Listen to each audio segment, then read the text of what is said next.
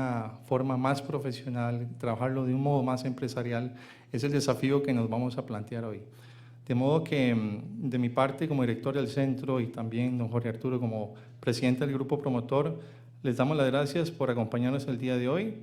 Esperamos que esto sea de gran provecho y yo le cedo las palabras aquí a don Alejandro Egea, con quien vamos a arrancar este foro. Un aplauso, por favor.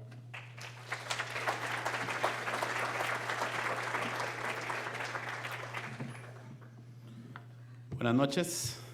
Primero que todo, agradecerles por hacer la odisea de llegar a esta hora, un viernes, día de pago.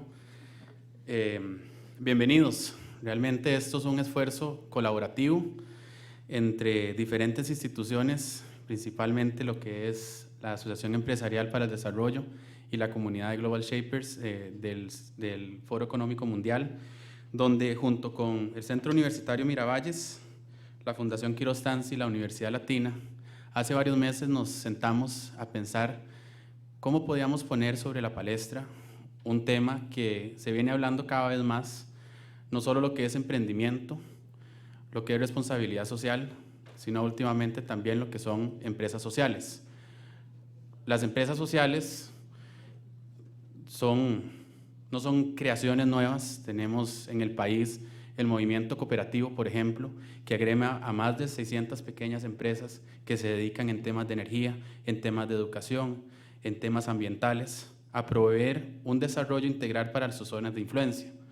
De la misma manera, tenemos empresas en el área de salud, en el área educativa, que han logrado liderar durante los últimos años una transformación social en el país. Pero durante los últimos años, si bien es cierto, si hace 10 años alguien decía que era un emprendedor, probablemente se le asociaba con que no le veo muy bien en su trabajo anterior, era un vago, un hippie. Hoy decir que es un emprendedor es como ser un astronauta, está muy de moda. Ser un emprendedor social todavía más. Y estos son temas que realmente tienen una cavidad histórica sumamente interesante. Entonces, hoy venimos con la idea no de venir con respuestas de qué es una empresa social, porque ya han venido existiendo alrededor del mundo, ya han venido sucediendo a nivel de Costa Rica, sino más bien a traer actores de diferentes medios. Y los ponentes que tenemos hoy son realmente de lujo. Dina Buchbinden, que nos acompaña desde México, es la fundadora de una ONG que se llama Deportes para Compartir, que durante los últimos 6 años ha impactado a más de 160,000 niños mexicanos por medio del deporte en escuelas públicas. Tenemos también a Mariano Batalla, quien viene a representar esa juventud académica. Él es visiting professor de INCAE, de Harvard y de UPeace, y viene con un afán también de ir sumando sobre qué son empresas sociales, de la misma manera que Alejandro Castro, que ha venido trabajando con Grameen Caldas en Colombia, en las zonas más peligrosas y más complicadas, apoyando a pequeños empresarios con un fin de sacar pues un poquito de esperanza y un poquito de desarrollo en zonas donde, por ejemplo, nos comentaba anteriormente, pueblos donde no hay jóvenes porque todos han sido matados por la guerrilla, reclutados por la guerrilla o emigrado. Entonces las empresas sociales vienen también con un trasfondo social que va más allá del propio desarrollo y vienen a dar esperanza. Eduardo Sasso, quien junto con la Asociación Empresarial para el Desarrollo han venido desarrollando un programa de identificación de empresas sociales en el país para ir agrupando e ir llevando un poco más de desarrollo en esa área y que vayamos trabajando en este punto. Y finalmente, don Miguel Gutiérrez, director del Estado de la Nación, que nos viene a dar una perspectiva un poco más global sobre cuál es esta circunstancia histórica en las que estamos en temas de emprendimiento social. De esto, pues, primero darle la bienvenida. Ahora vamos a tener una presentación por parte de Eduardo con respecto a la Asociación Empresarial para el Desarrollo, donde también vamos a tocar un poco el punto de un ejemplo de una empresa social costarricense que ha venido liderando el tema de agua.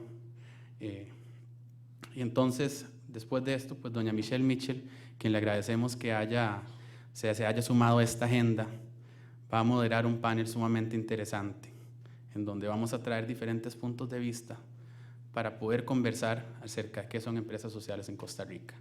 Bienvenidos, esperamos que pasen una muy buena velada Y acá cualquier pregunta la pueden ir haciendo en el hashtag SocialShot o en la parte de atrás del programa, donde vamos a estar recolectándola, para que primero vayamos preguntándole a estos ponentes sobre los temas que les inquieten. Muchas gracias y Eduardo, te invito a pasar para hablar sobre la Asociación Empresarial para el Desarrollo. Buenas noches.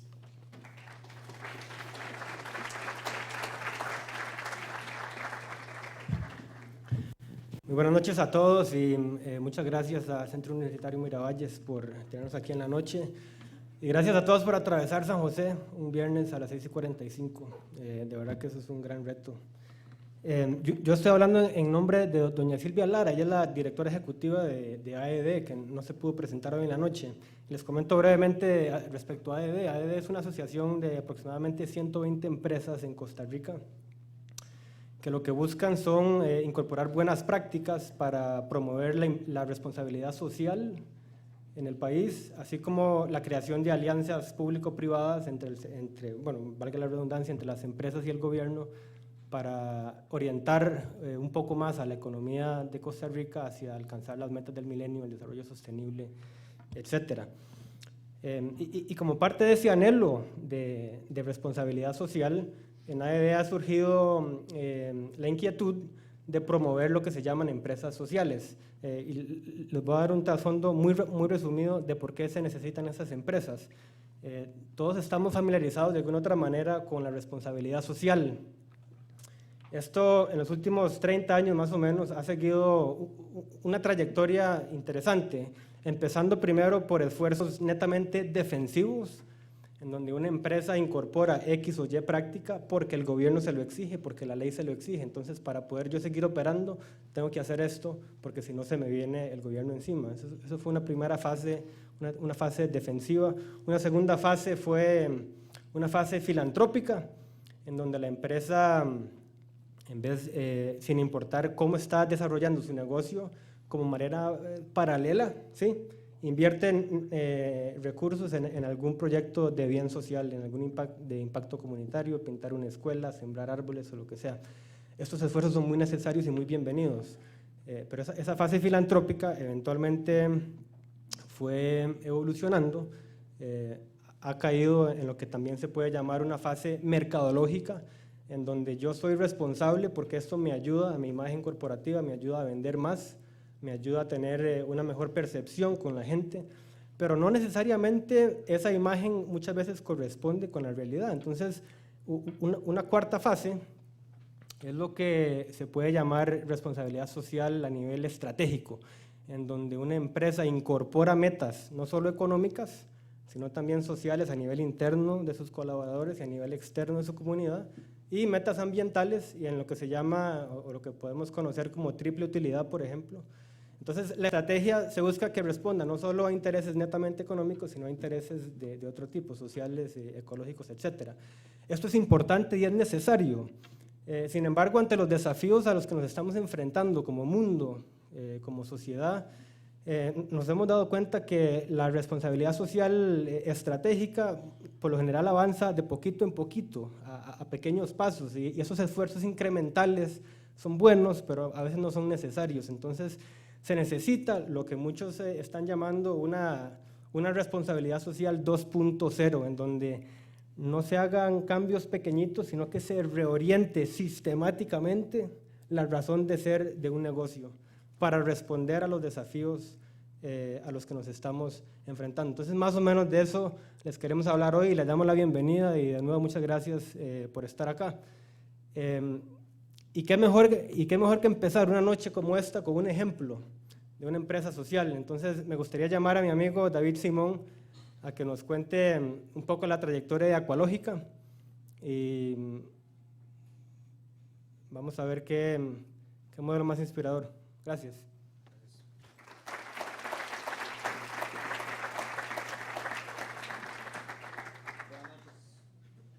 ¿Me escuchan bien? Necesito el código.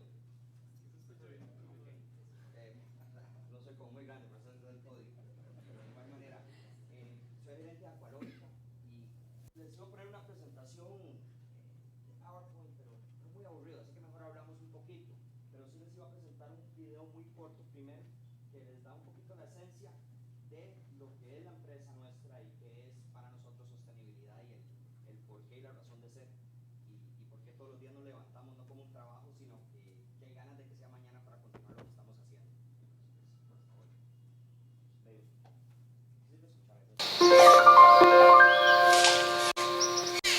Yo pasé una gran parte de mi carrera trabajando, comercializando los productos agrícolas de este país, inclusive dándole valor.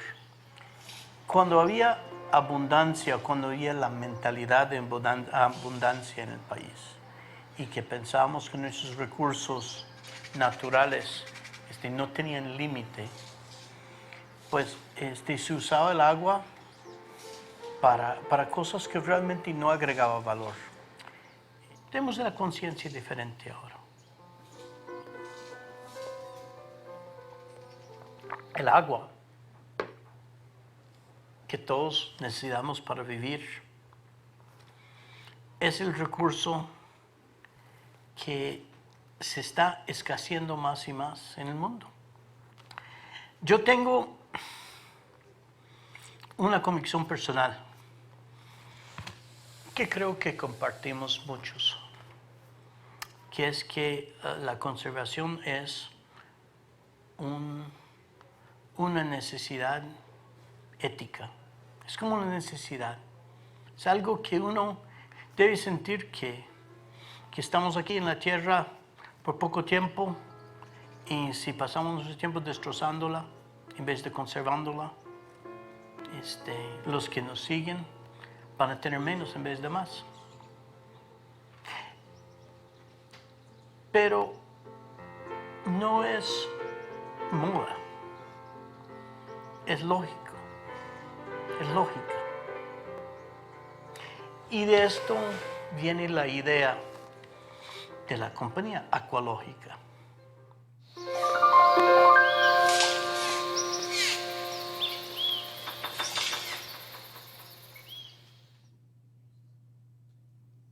Bueno, creo que eso describe, en resumen, ese video, les cuento, no se hizo con un script o con un guión para algo, fue una cámara que puse con don Steve y nos sentamos a hablar 2 horas y un montón de preguntas, y esa fue como el resumen de qué fue y por qué es que me llamó hace unos años cuando estaba en otro lado, en otras cosas muy bien, y me dijo: David, venga a Costa Rica que vamos a vender orinales. Y no fue como lo más interesante, o sonó como lo más interesante, pero resultó ser, creo que lo mejor que he hecho en la vida, o el mejor paso que he tomado en la vida, y muy contentos, pero no los voy a aburrir con eso. Les cuento un poquito. Él era Steve Aronson, es el fundador de Grupo Briti, actual presidente de AmCham, y también pues presidente de Aqualógica. Él funda Aqualógica con un modelo de negocio realmente, decimos, sostenible, porque fue como Café Brit le dio vuelta un poquito a la industria del café, le dio un poquito de vuelta a la industria sostenible. Quiso hacer una empresa con todo un modelo de negocios que la intención sea que sea replicable, y todo el mundo que está aquí pues está en esto y está buscando maneras, y creemos que esto podría ser un modelo a seguir a futuro. Se empieza la empresa en el 2008, en realidad se empieza con unas pruebas de producto, donde él literalmente ve un orinal sin agua en un aeropuerto y compró 50, dice la empresa que fue la compra más extraña que han recibido, que un señor llamara a pedir 50 orinales, pero los compró, los trajo a Costa Rica, los puso en Café Brit, en algunas empresas amigas, y después de un año que funcionaba, en el 2009 fundamos la empresa. Se funda la empresa, en el 2010 empezamos operaciones con un capital semilla, pero con un capital semilla que él de $200,000 para empezar las operaciones de Aqualógica. El modo financiero o económico para el capital semilla fue de bono perpetuo. Entonces ahí pueden investigar un poco, fue el modelo económico que llevó en el siglo XVIII Inglaterra. En el transcurso del tiempo requerimos $300,000 más, así que del 2008 al 2009, 2010 que iniciamos ahora, ha habido una inversión en realidad de $500,000.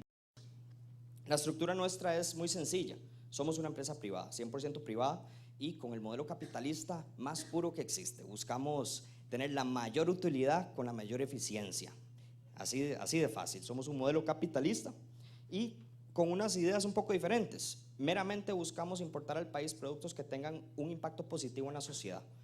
Específicamente nos dedicamos a la conservación y el mejor uso del recurso hídrico. mejor uso del agua. Así que buscamos por todo el mundo los productos que vayan a hacer ahorros significantes en agua, pero que cumplan los más altos estándares mundiales, tanto en calidad como producción, como sus empresas en sí. Entonces, por ahí es el modelo de los productos que traemos. Algunos ya los han visto, orinales que no usan agua, el primer inodoro de 3 litros del mundo. Y cuando pensamos que en Costa Rica se comercializan todavía inodoros de 16 litros, cuando hablamos de 16 a 3, es una diferencia muy importante. Es bastante agua y por descarga. Y ahorita les doy un ejemplo, y que dicha que está doña Michelle, que me dio permiso de usarlo, porque es del Banco Nacional. Nuestro sueño, y esto va a sonar utópico, pero no es, verás que después de estar en esto todos los días nos damos cuenta que no es un sueño, estamos todos los días más cerca de la realidad con la cooperación de todos, y es hacer de Costa Rica el primer país del mundo agua neutral en su consumo potable básico, aunque sea, o sea, los 8 vasos diarios de todos nosotros que nos tomamos todos los días para vivir, que Costa Rica sea agua neutral para toda la población nacional a base de la implementación de los productos de Aqualógica. Somos una empresa, cuando ya nos vamos al tema meramente social, y esto es lo más bonito de Aqualógica, el 100% de las utilidades, en un 100% se donan a la organización ProParques. Entonces ProParques es una empresa, bueno, una ONG que busca la sostenibilidad de los parques nacionales a través de la profesionalización de los guardaparques y la mejor experiencia de los visitantes. Entonces eso es un modelo realmente sostenible para los parques nacionales, dado que ese es el primer factor que podría incrementar la visitación y hacer la experiencia mejor, pues que hayan profesionales en ese cargo. Un profesional, para que sepan, hasta ahorita ProParques ha graduado 23 guardaparques de la universidad. Un guardaparques con universidad gana el doble, tiene más dinero, puede llevar a sus hijos a la universidad, puede comprar una casa, etc. Y al ser profesionales, entonces no son literalmente guachimanes de un parque, son profesionales que están cuidando el recurso más valioso que tenemos, que es el medio ambiente, aunque sea en Costa Rica. Y lo más importante para nosotros, una concientización y promover el mejor uso del recurso hídrico en el país. Esos son los pilares, yo diría, de nuestra empresa. Les mencioné un poquito de ProParques. El ejemplo más claro de ProParques ahorita es, ProParques fue el que hizo, ideó y ejecutó el proyecto de un sendero universal en Carara. No sé si lo han oído o lo vieron, pues eso fue una idea de ProParques que fue increíble, porque hoy en día es el primer sendero universal de acceso universal para cualquier persona con discapacidad, en toda la región. Más de 700,000 personas con discapacidad físicas no han visitado un parque nacional por no tener acceso a. Y a partir de, creo que para el público es en un mes, pero ya está un sendero que es accesible a todo mundo. ¿Y eso qué va a traer? Pues ese pequeño gesto, que no fue tan pequeño, 42 empresas donaron más de $15,000, 151,000 personas mandaron un mensaje de texto a 150 colones y las utilidades de ProParques de Aqualógica fueron ahí. Pero 43,000 personas estiman que van a ir este año a visitar ese parque que antes no lo hacían, que significa para las pulperías, restaurantes, taxis, etcétera, toda una nueva economía. Entonces eso es lo bonito del modelo Aqualógica. Somos una empresa lucrativa, somos parte de una economía activa y a la vez generamos utilidades y las donamos a algo que no es para hoy, no es para mañana y no es para comprarnos algo, es algo que nos dejamos y dejamos todos para herencia, para el futuro. Es la primera vez cuando me invitó Eduardo aquí, me dijo, David, se va a tener que deschingar. Y yo le digo, ¿cómo? Y me dijo, sí, va a tener que deschingar la empresa para que no se asusten. Y somos muy transparentes, somos abiertos y eso es lo que queremos que todo el mundo llegue a hacer. Entonces les voy a dar un poquito de datos de Aqualógica y qué es lo que hemos hecho hasta el momento. Actualmente, lo que empezó literalmente tocando puertas y 9 de 10 veces que nos las tiraran en la cara, hoy en día estamos vendiendo $600,000 anuales en puros productos que ahorran agua. Y lo más interesante es llegar al punto de que tratamos de decirle a la gente, mire, esto es para salvar el agua, esto es para hacer una mejora en el medio ambiente, y no nos dan pelota. Y la verdad yo creo que todavía mucha gente no le tiene tanto interés a eso. Pero cuando le dimos números y les dimos que en promedio cambiar todos los inodoros, todos los mingitorios, sistemas de los lavamanos para ahorrar agua en su empresa, más que todo, se le paga en un promedio de 18 meses y se convierte en un retorno de inversión mucho más rápido y mejor que tener la plata en el banco, pues ahí nos dieron pelota. Y así nos han dado pelota. Tenemos muchas empresas que al principio nos dijeron, no vengan a perder el tiempo. Y después nos hicieron compras muy grandes, centros comerciales completos, y pusieron un comunicado de prensa que con por el compromiso con el agua que tiene esta empresa, acabamos de hacer este cambio. Y en lo más mínimo, más bien nos dijeron que no fuéramos necios. Entonces vieras que lo económico pues sí es importante, y eso es el verdadero significado de sostenibilidad. No solo que sea sostenible para el medio ambiente y para la sociedad, que sea muy sostenible para el bolsillo, y eso es lo que tratamos de implementar. En este momento ya contabilizamos cerca de 220 millones de litros anuales de agua potable que antes se extraía del manto acuífero y se desperdiciaba para botar desechos. Hoy en día se ahorra, más de 1.600 orinales que llamamos salvaguas instalados y más de 800 inodoros que ya hemos instalado o cambiado, que eran de 13 litros y ahora de 3 litros. Así que más de 400 empresas hoy en día han tenido un retorno de inversión en aproximadamente 19 meses haciendo estos cambios y a la vez generando las utilidades que hemos podido dar a algo tan importante que es pues, nuestros parques nacionales. Ahora es cuando les doy un pequeño ejemplo de la magnitud que puede tener un pequeño cambio que hace grandes diferencias, y es el edificio grandísimo, lindísimo en el medio de San José, Banco Nacional. Y tenemos un plan de ya iniciar después de muchos estudios para finales de este año. Actualmente tienen 60 mingitorios de 5.7 litros por descarga, que es lo estándar, y los vamos a cambiar por 0. Tienen 170 inodoros y cada uno de esos, para las 1.700 personas que laboran ahí, descargan 13 litros cada vez que alguien va a orinar 350 mililitros. Eso lo estamos cambiando por 3. Y todos los lavamanos que tienen gastan 8.36 litros por minuto, lo estamos pasando a 3.8 litros por minuto. La inversión total de todo ese edificio es de 32 millones de colones para el Banco Nacional. El retorno de inversión solo con el ahorro que están generando en la factura de agua, sin incluir costo de bombeo, los costos que van a ahorrarse en mantenimiento y ese montón de cosas que van asociadas, lo van a tener en exactamente 17.6 meses. Eso es el retorno de inversión de Banco Nacional. Así que sí, después de mucha negociación, pero después de ver números, les sonó como una buena idea. Al final del día se van a ahorrar 27 millones todos los años de aquí y en adelante. Y esas son las cosas que son increíbles con esto, porque esos son 27 millones que son bottom line. Pero que quién quita que no pueda decir Banco Nacional, bueno, antes los teníamos contemplados para gasto, pues ahora ¿por qué no lo podemos usar para alguna otra iniciativa? Y eso es pues, lo más bonito, digo, de todo lo que hacemos. En concreto, los objetivos de Aqualógica es que seamos una empresa sostenible, que seamos una empresa exitosa, pero lo más importante, que seamos un ejemplo a replicar. Porque les digo, porque lo he vivido todos los días, 7 días a la semana, literalmente 24 horas al día, desde que doña Amelia Rueda decidió dar mi número de celular en el programa. Es posible, y todos los que están metidos en esto de sostenibilidad no están detrás de un sueño, están detrás de algo que ya es tangible, que ya podemos medir, y ejemplos como los nuestros es lo más bonito, porque como dicen vulgarmente, sí se puede, ¿verdad? Pero sí se pudo. Muchas gracias.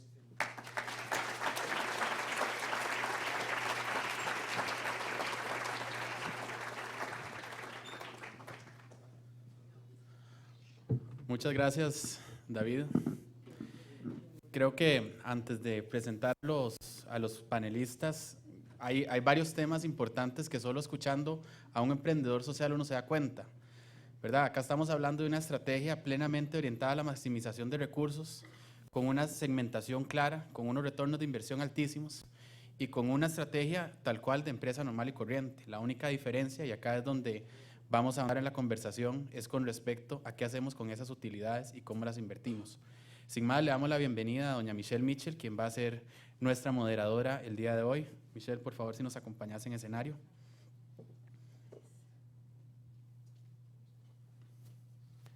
Eduardo Sazo.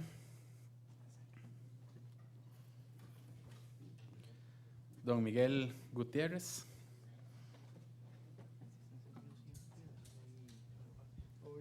Todo bien. Dina. Alejandro Castro. Y Mariano Batalla.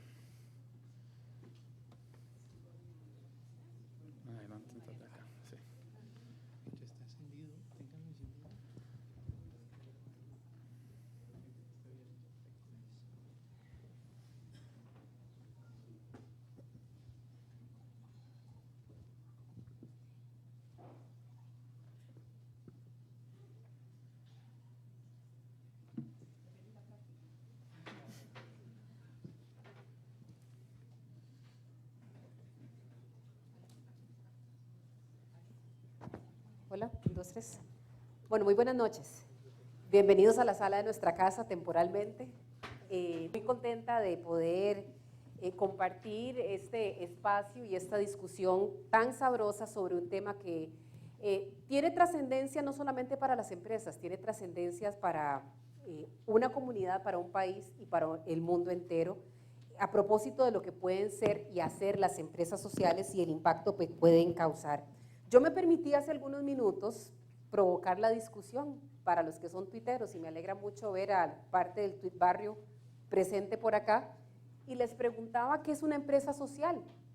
He recibido distintas respuestas y me gustaría compartir algunas antes de iniciar esta discusión para no tener una definición. Esa es una construcción y ese es el proceso y ese es el objetivo de este foro, que yo aplaudo, y aplaudo más aún que sean jóvenes los que lo estén propiciando, porque finalmente, y me encantó escuchar a Alejandra Gea cuando decía, no somos espectadores, somos actores en un presente tratando de cambiar las cosas. Vamos a ver algunas de las definiciones. Luis Eduardo Oriamuno dice, es una empresa social cuya misión vela por resultados de utilidad e impacto positivo para la comunidad de manera sostenible. Octavio Rivera Villa dice, una organización o negocio que avanza en su misión social a través de estrategias empresariales y de sus propios ingresos. P1T10 o T0, dice, en aquella donde priva el bienestar común y no el afán de lucro, servir o producir para satisfacer necesidades, aunque no sea tan rentable. Oriamuno dice, Luis Eduardo otra vez dice, su misión vela por resultados de utilidad, nuevamente, impacto positivo. Vamos a ver, Carlos Chavarría dice, un matrimonio, una familia, una empresa social. Conoche, también otro tuitero dice, donde vale más el bienestar que las utilidades. Teban, que es @perodios, su enfoque principal es el bienestar de la comunidad. Bueno, esas son algunas de las definiciones que vía redes sociales, y ojalá usen ese hashtag SocialShot los que están en Twitter para nuevamente darle dinamismo a esta conversación el día de hoy. La única regla que tenemos, hablamos de uno en uno, tratemos de ser concretos y respetar los tiempos y por supuesto aportar en esta construcción de qué es empresa social, qué se vale y qué no se vale en la empresa social. Y para comenzar me gustaría por supuesto pedirle a Mariano Batalla y a Dina Bunchen, por supuesto, que nos den un pequeño contexto de qué es lo que consideran ustedes que es una empresa social. Empezamos con vos, Dina. Muchas gracias.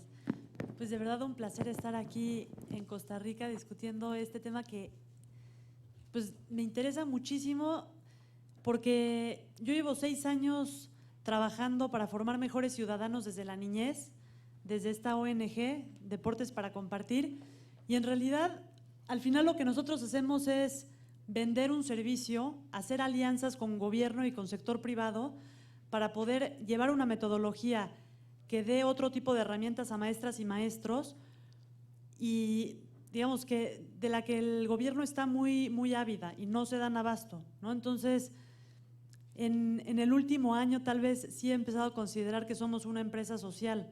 Nosotros no vivimos de donativos, ni estamos pidiendo caridad, ni mucho menos. O sea, es realmente un servicio estructurado, profesional, que mide un impacto con resultados claros entonces creo que eso es una empresa social. Me encantaría saber si ustedes creen que un tema educativo puede ser visto como una empresa social aunque no tenga fines de lucro.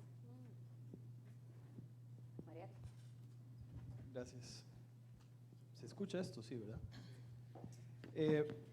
Para mí, yo creo que digamos, el tema de definiciones sobre empresas sociales podríamos estar en un congreso de 3 meses, 24 horas conversando sobre estos temas. Yo creo que una de las cosas para mí más importantes de conocer esto es tener una generalidad de lo que es una empresa social. Para mí hay como 3 puntos específicos que pueden tener una empresa social. Para mí primero es una entidad que principalmente se dedica a generar valor social. Y digo entidad porque puede ser una organización, una sociedad anónima, puede ser una fundación, puede ser una cooperativa, puede ser una asociación, etc. digamos, en el sentido más amplio de la concepción, por lo menos desde mi punto de vista, de empresa social. Entonces, no quisiera, digamos, conversar sobre un órgano específico o un tipo, si es sin fin de lucro o con fin de lucro. Yo creo que eso lo podemos conversar más adelante. Ni cómo se sostiene, es decir, si se sostiene con base en donaciones, con base en su propio, digamos, en su propia rentabilidad o en su propio producto. Eso es un primer tema, digamos, que yo creo que conversar sobre entidades a nivel general es importante. Lo segundo es que principalmente se dedica a generar un valor social, y digo principalmente porque también puede crear otro tipo de valor. Puede crear valor cultural, puede ser crear valor ambiental, como decía Eduardo, y por qué no valor económico. Eso puede ser valor económico tanto para los accionistas o para, digamos, los inversionistas, que creo que podemos conversar incluso sobre temas de inversión social, inversión económica y demás. Entonces, principalmente es porque hay un foco principal que no se tiene que perder de vista, que es el valor social. Puede haber accesorios que me parece que pueden ser valiosos según el tipo de organismo. Y cuando conversamos de valor social, por lo menos para mí es un tema sobre cuál es el beneficio final que genera, cuál es el impacto final que genera esta empresa.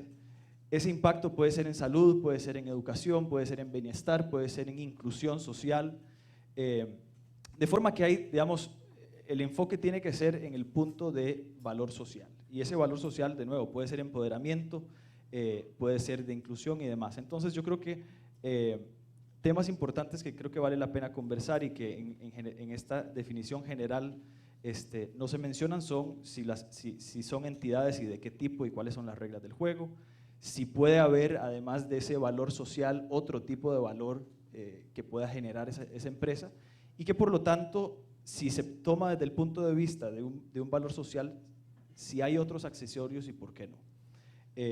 Para mí, por último, yo creo que digamos, de las cosas más importantes de una empresa social es cómo poder medir ese impacto, porque cualquiera puede donar dinero para hacer una empresa, para hacer una escuela, para avanzar ciertos fines, pero ¿cómo medir ese impacto? ¿Cómo medir ese retorno en la inversión, aunque no sea retorno económico?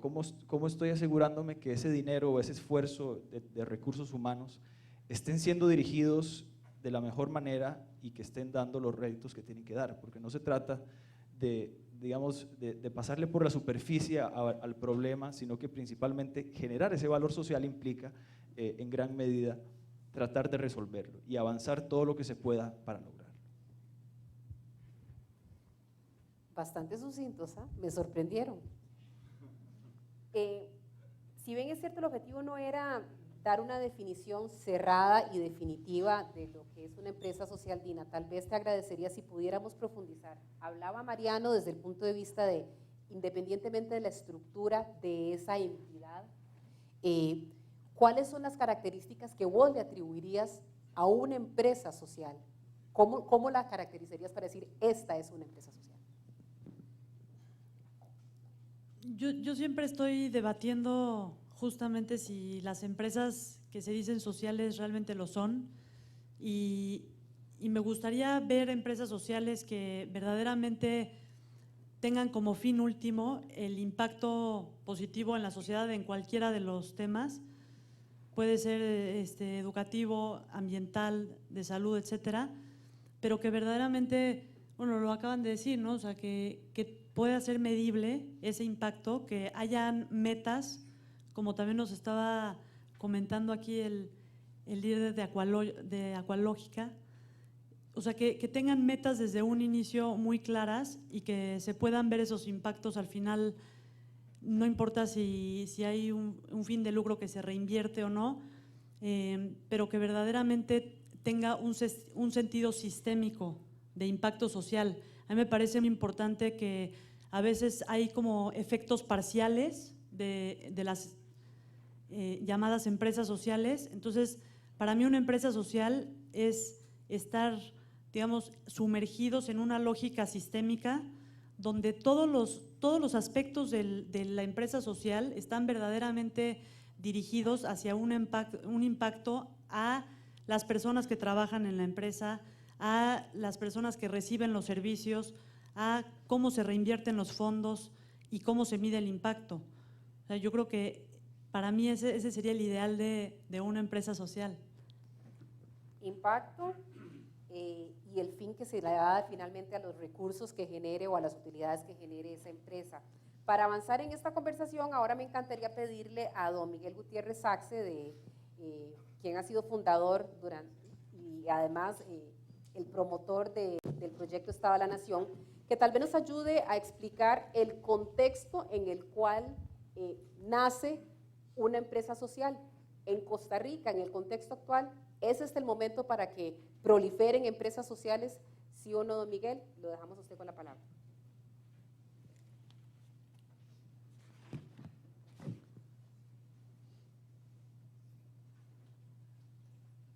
El micrófono.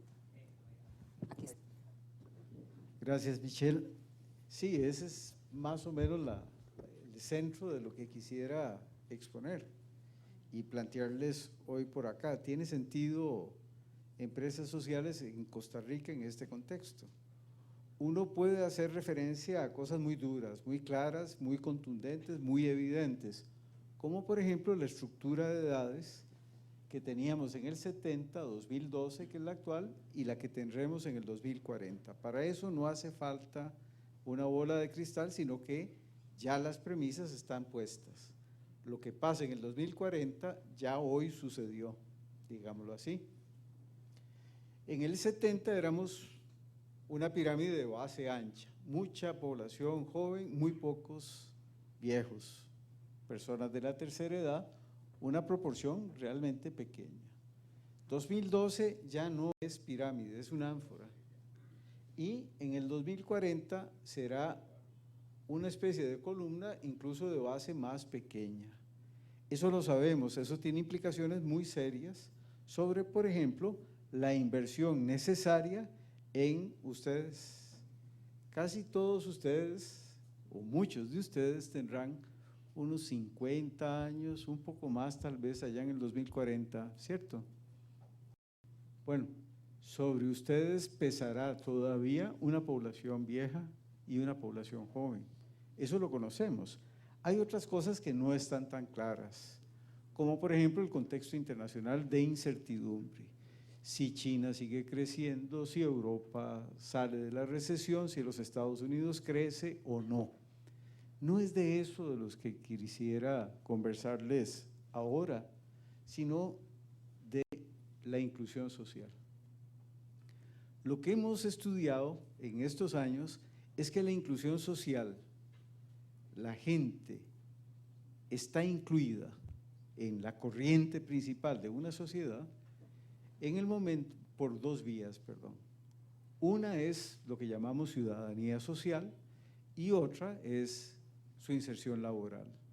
Esas dos vías son indispensables para lograr la inclusión social.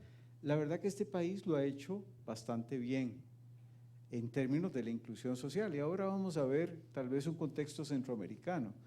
Eso no quiere decir que no nos estemos debilitando, sino que hay un debilitamiento, logros importantes, pero un debilitamiento también importante en lo reciente. Vean ustedes, este gráfico lo que expresa es la exclusión social o la inclusión social para diversos países centroamericanos. Es información de la encuesta de hogares. ¿Qué es lo que encontramos? Bueno, acá se pelearon las dos máquinas, entonces no aparece alguna sombrita acá, que es el 100%. Este es un país como Costa Rica, en donde la exclusión social es esta, lo que sería, esta es la zona de exclusión, la zona de inclusión vía mercado laboral es esta, y el resto, el complemento al 100%, sería la inclusión ya sea por ciudadanía social, acceso a educación, salud, etcétera, o por inserción laboral.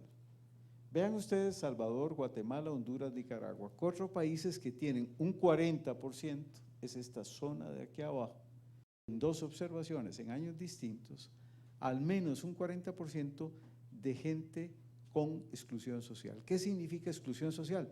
Bueno, eso es una aproximación con la encuesta de hogares. Es gente que no conoce, por ejemplo, su estado, no tiene acceso a ningún sistema de salud o no tiene acceso a la educación más elemental que ustedes puedan imaginarse. En ese sentido, digo, lo hemos hecho bien. Tendríamos que hacerlo, la verdad, mejor. ¿Por qué? Porque hay debilitamientos que se nos están dando. Vean ustedes, por ejemplo, el tema de la inversión social por persona, la inversión social pública por persona, desde 1980 para acá. ¿Qué es lo que tenemos? Una caída ahí, al principio de los 80, la crisis de la deuda que se llamó, de la cual todavía no hemos logrado recuperarnos plenamente. Todavía tenemos un por persona inferior a la que teníamos allá en 1980. Tuvimos una época de mejoría, pero la verdad que llevamos un par de años cayendo. Educación se nos desplomó en un 7,4% en los últimos años. Esto no con el IPC, sino con otro indicador de precios. Esa cosa nos llama la atención. O vean ustedes el tema de impositivo en el país, y acá hay una ética también de por medio. Costa Rica tiene niveles impositivos que no corresponden a los países de índice de desarrollo humano alto, no los países desarrollados, sino índice de desarrollo humano alto, no el muy alto de los desarrollados.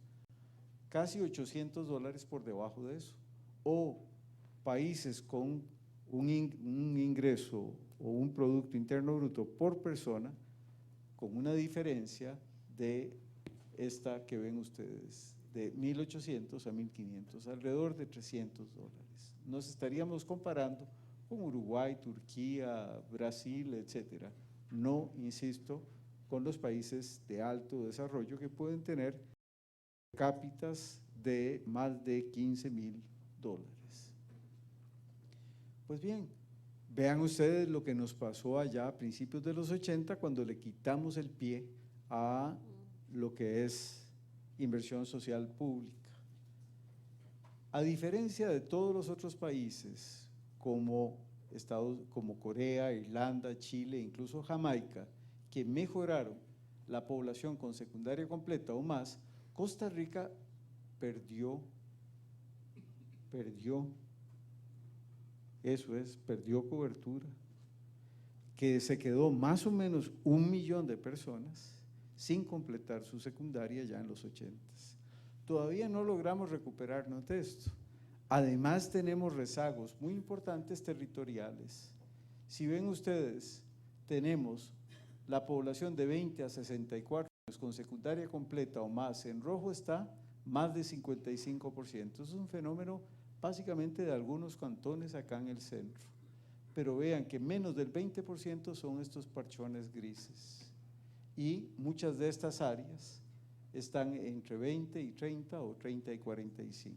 De nuevo, el pleito que tienen las máquinas, esto fue hecho en Mac y creo que estamos trabajando en PC, nos dificultan ver algunas diferencias. 15 años sin avance en pobreza. Estamos estancados en un 20, alrededor de un 20% de los hogares en condición de pobreza. O vean ustedes estas cifras tan interesantes, lo que es los asalariados sin garantías laborales. Aguinaldo lo recibe el 80%, pero en la zona frunca solo un 64%. O días de enfermedad, 71% son reconocidos, en la media nacional 56% en Brunca y Chorotega. O vacaciones pagas, riesgos de trabajo, horas extra, etc. ¿Qué tenemos en nuestra economía? Básicamente 3 sectores. Una vieja economía que más bien declina, este es el sector agroexportador tradicional, la industria tradicional y el agropecuario de consumo interno. O tenemos servicios de apoyo, ahí está comercio, ahí está gobierno, etcétera. Ahí está el 56% de los ocupados. En la nueva economía hay alrededor de un 20%. En la vieja economía, que ya mencioné cuáles son, hay alrededor de un 25%. ¿En dónde se concentra el tema de la política pública? Básicamente en la nueva economía. En la nueva economía, ahí está orientado. ¿Y qué pasa con la vieja economía? Más bien el Estado se replegó. ¿Y dónde está la mayor parte de la gente? Acá. Está precisamente en servicios de apoyo. Y ahí tenemos, la verdad, poca política pública, con rectificaciones importantes, pero muy recientes. Vean ustedes, por ejemplo, la evolución del número de productos y empresas exportadoras. Son 23 nuevos mercados en una década, algo impresionante. 70% de las exportaciones las realizan el 1.7 de las empresas. 52% de las exportaciones son de zonas francas, reciben mucho de política pública, no pagan impuestos. Tienen muy pocos encadenamientos productivos, compran poco acá, contratan poca fuerza de trabajo, alrededor de 60,000, y no tienen encadenamientos fiscales, no pagan impuestos. 53% de exportaciones en 10 productos. En ese sentido, hay políticas públicas como el sistema de banca de desarrollo que tiene errores de diseño que le impiden arrancar. Todavía no hemos corregido esos errores. En ese sentido, tenemos dificultades para construir una sociedad cada vez más inclusiva. Hay retos inmediatos que evitar que recortes presupuestarios empujen hacia la pobreza y vulnerabilidad a amplios sectores de población. Integrar a todos sus habitantes al desarrollo, ese es un desafío complejo debido a cambios acelerados en la estructura por edad de población y lento avance en la formación laboral de los altamente calificados. Mi idea no era que ustedes vieran la totalidad de los gráficos, sino ilustrar, y ya tendrán tiempo de analizar en detalle estos cuadros y gráficos. Hay un tema de desigualdad creciente, que es muy importante. Cualquier indicador de desigualdad apunta a que en nuestra sociedad se están creando niveles cada vez mayores de desigualdad. En este contexto en donde hemos privilegiado aspectos educativos, de salud, de acceso vía ciudadanía social o de acceso vía inserción laboral, que he ejemplificado con algunos indicadores, lo que nos dice es, mire, acá hay un espacio extraordinariamente importante para las empresas de carácter social. Nosotros hemos pensado en, por ejemplo, incorporar a la pequeña y mediana empresa a la exportación. Su mortalidad es impresionante. Sobreviven muy pocas pequeñas y medianas empresas a la vida exportadora. En fin, acá hay una serie de aspectos que creo vienen a decirnos que hay empresas de carácter social que podrían llenar vacíos. De hecho, la transferencia tecnológica y su importancia para generar empleo, lo que nos dice es que es posible, es necesario. Y por ahí alguien decía que la política es el arte de hacer posible lo necesario, no es el arte de lo posible. Y creo que esto cae muy bien dentro de la ética de lo que estamos conversando. Muchísimas gracias, don Miguel.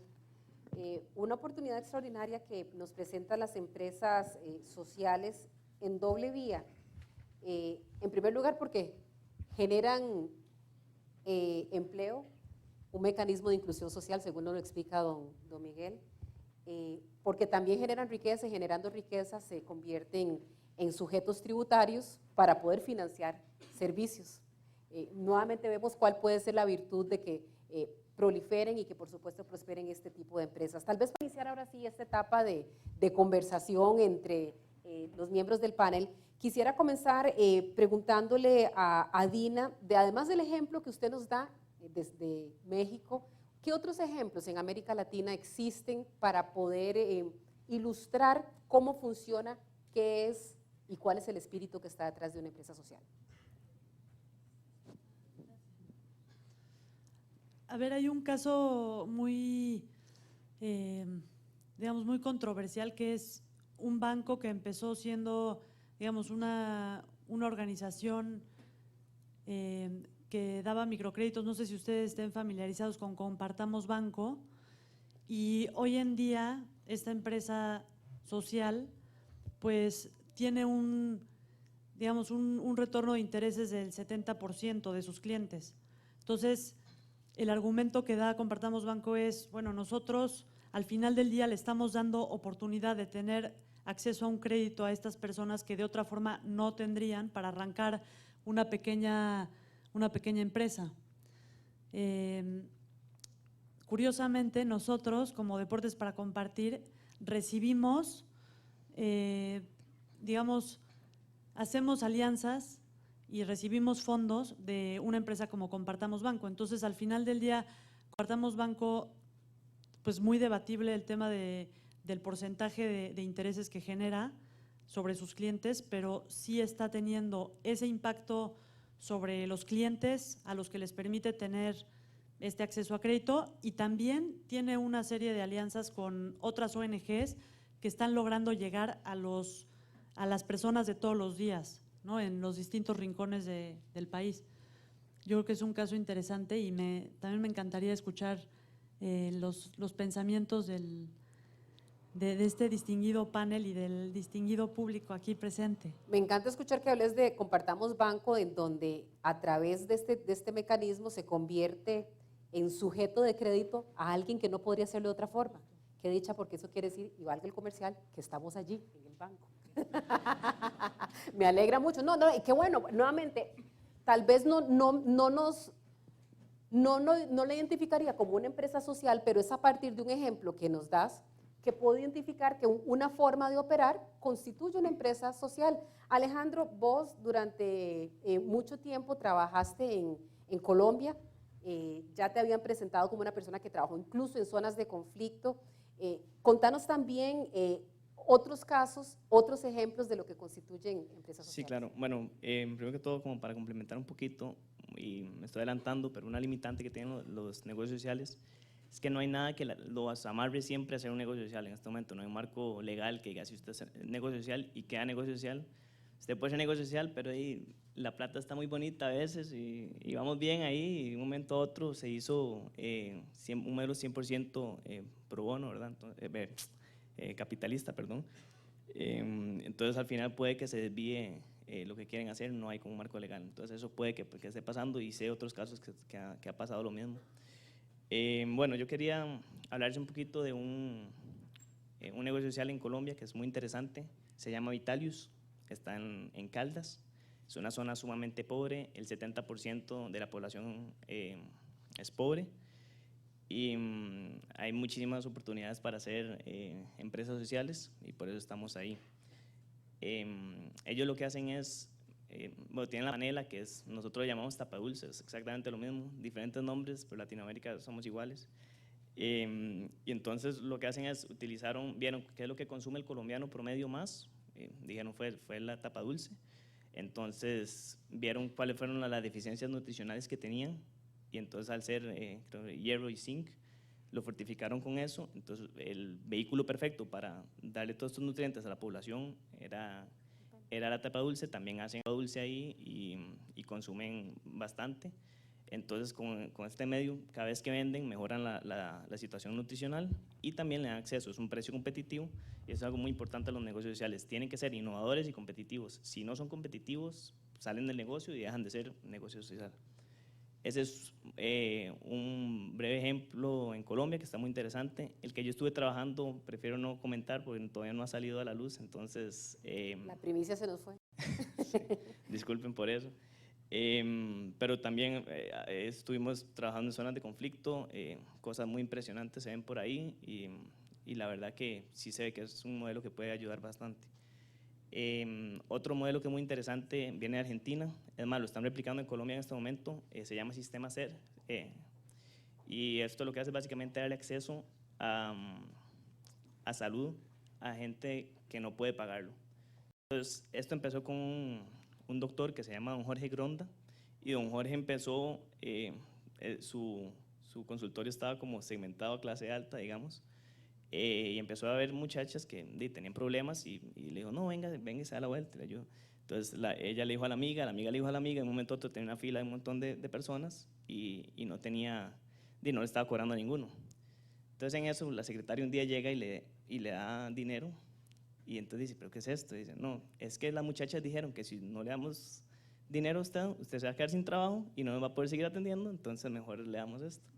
Entonces a raíz de eso nació una tarjeta y entonces lo que hacen es, dan una tarjeta, das una membresía y con eso se pagan los servicios de todas, una parte, y entonces ya es accesible el servicio médico. Ahora tienen una red de prestadores gigante y están haciendo muy buen trabajo y es una empresa social muy exitosa en Argentina. La están expandiendo, la expandieron en Colombia ya y están con planes de expandirla en Costa Rica. Entonces creo que por ahí de agosto va a estar empezando esto por aquí, entonces esperemos que sí llegue porque es algo muy bueno y está en proceso de…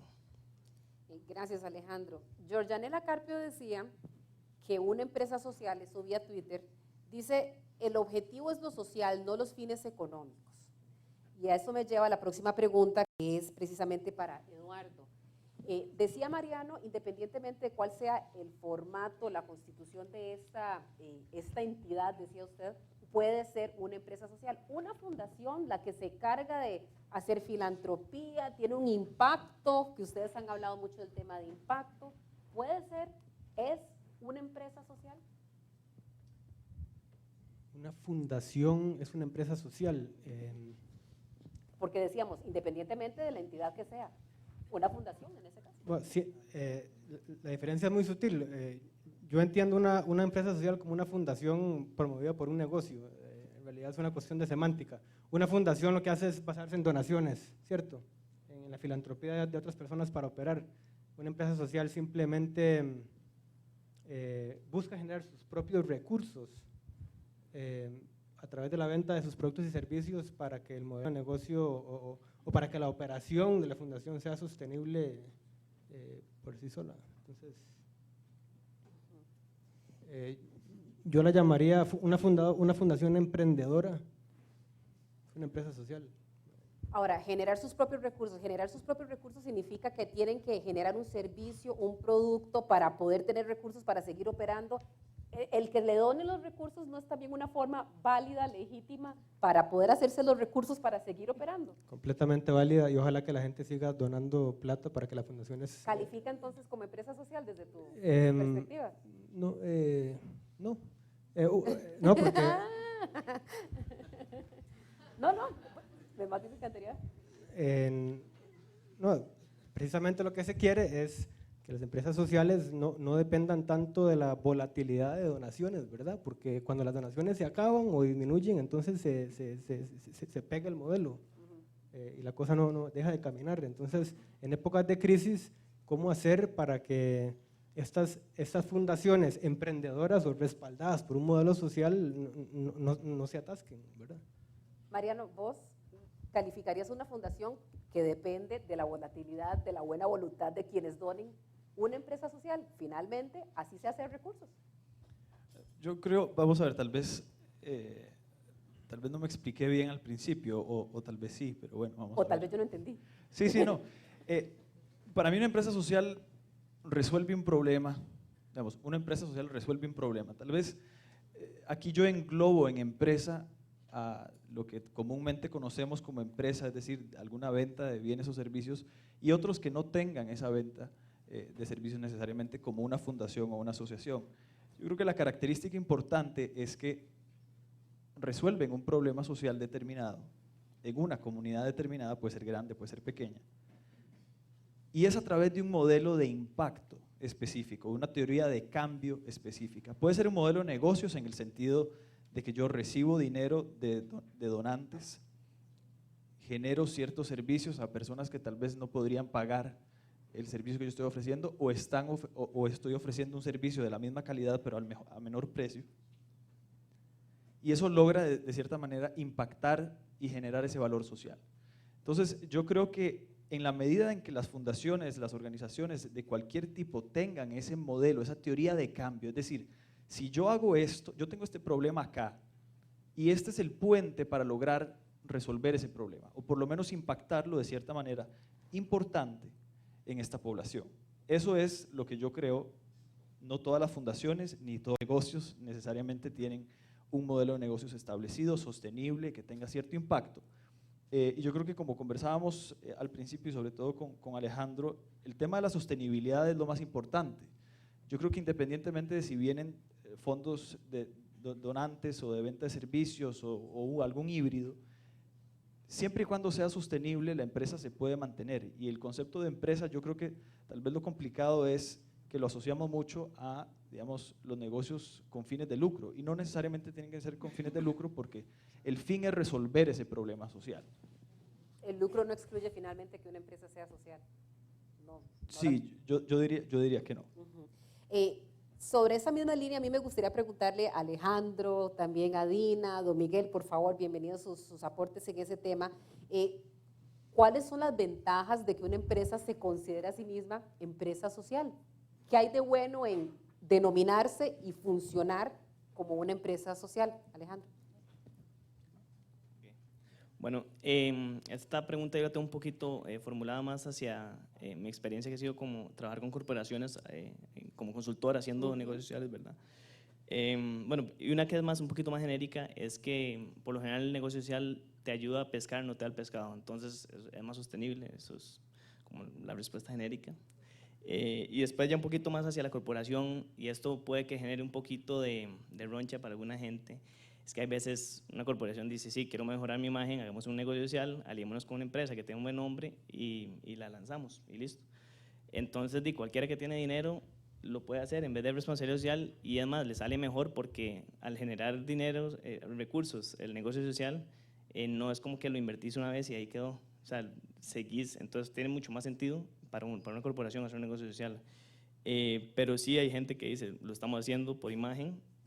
También he estado con empresas que dicen, no, yo la verdad quería ver cómo le llego al mercado de la base de la pirámide, y con una empresa social es mi laboratorio, y ahí entonces ahí me puedo equivocar y todo, y ya después lanzo mi producto. Entonces esos pueden ser un poquito controversiales, y me gustaría también, si puedo abrir al público un poquito la discusión, porque son razones por las que sí se hacen negocios sociales en el mundo, pero es interesante, es una discusión interesante que se puede abrir, ¿verdad?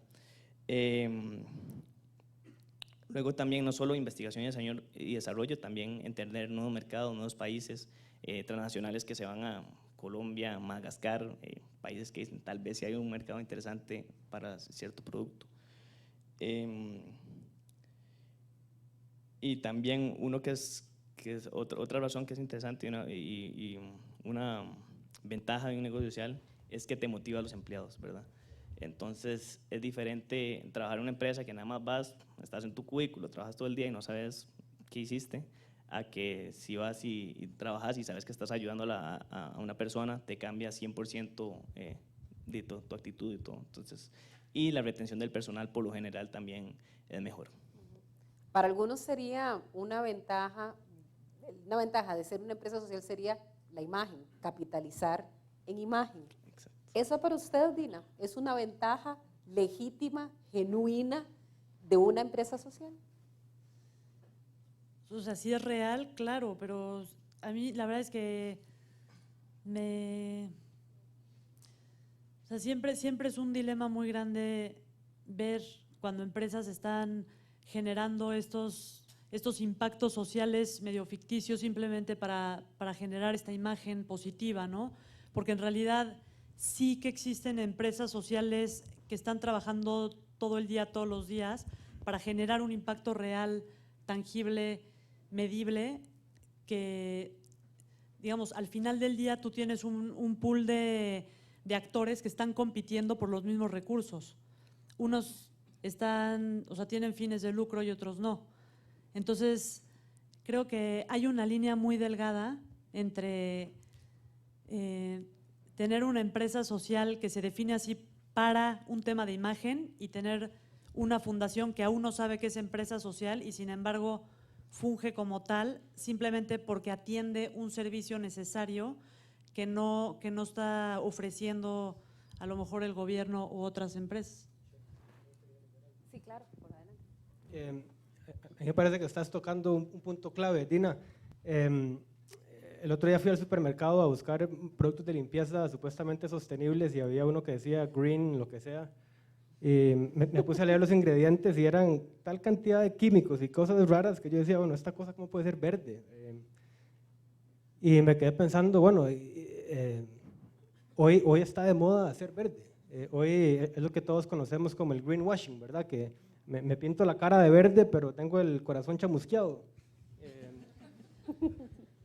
Y eso es un problema porque se presta mucho para el engaño y yo creo que cuando hablamos de empresas sociales tenemos que definir bien, bueno, qué significa ser social, porque si no,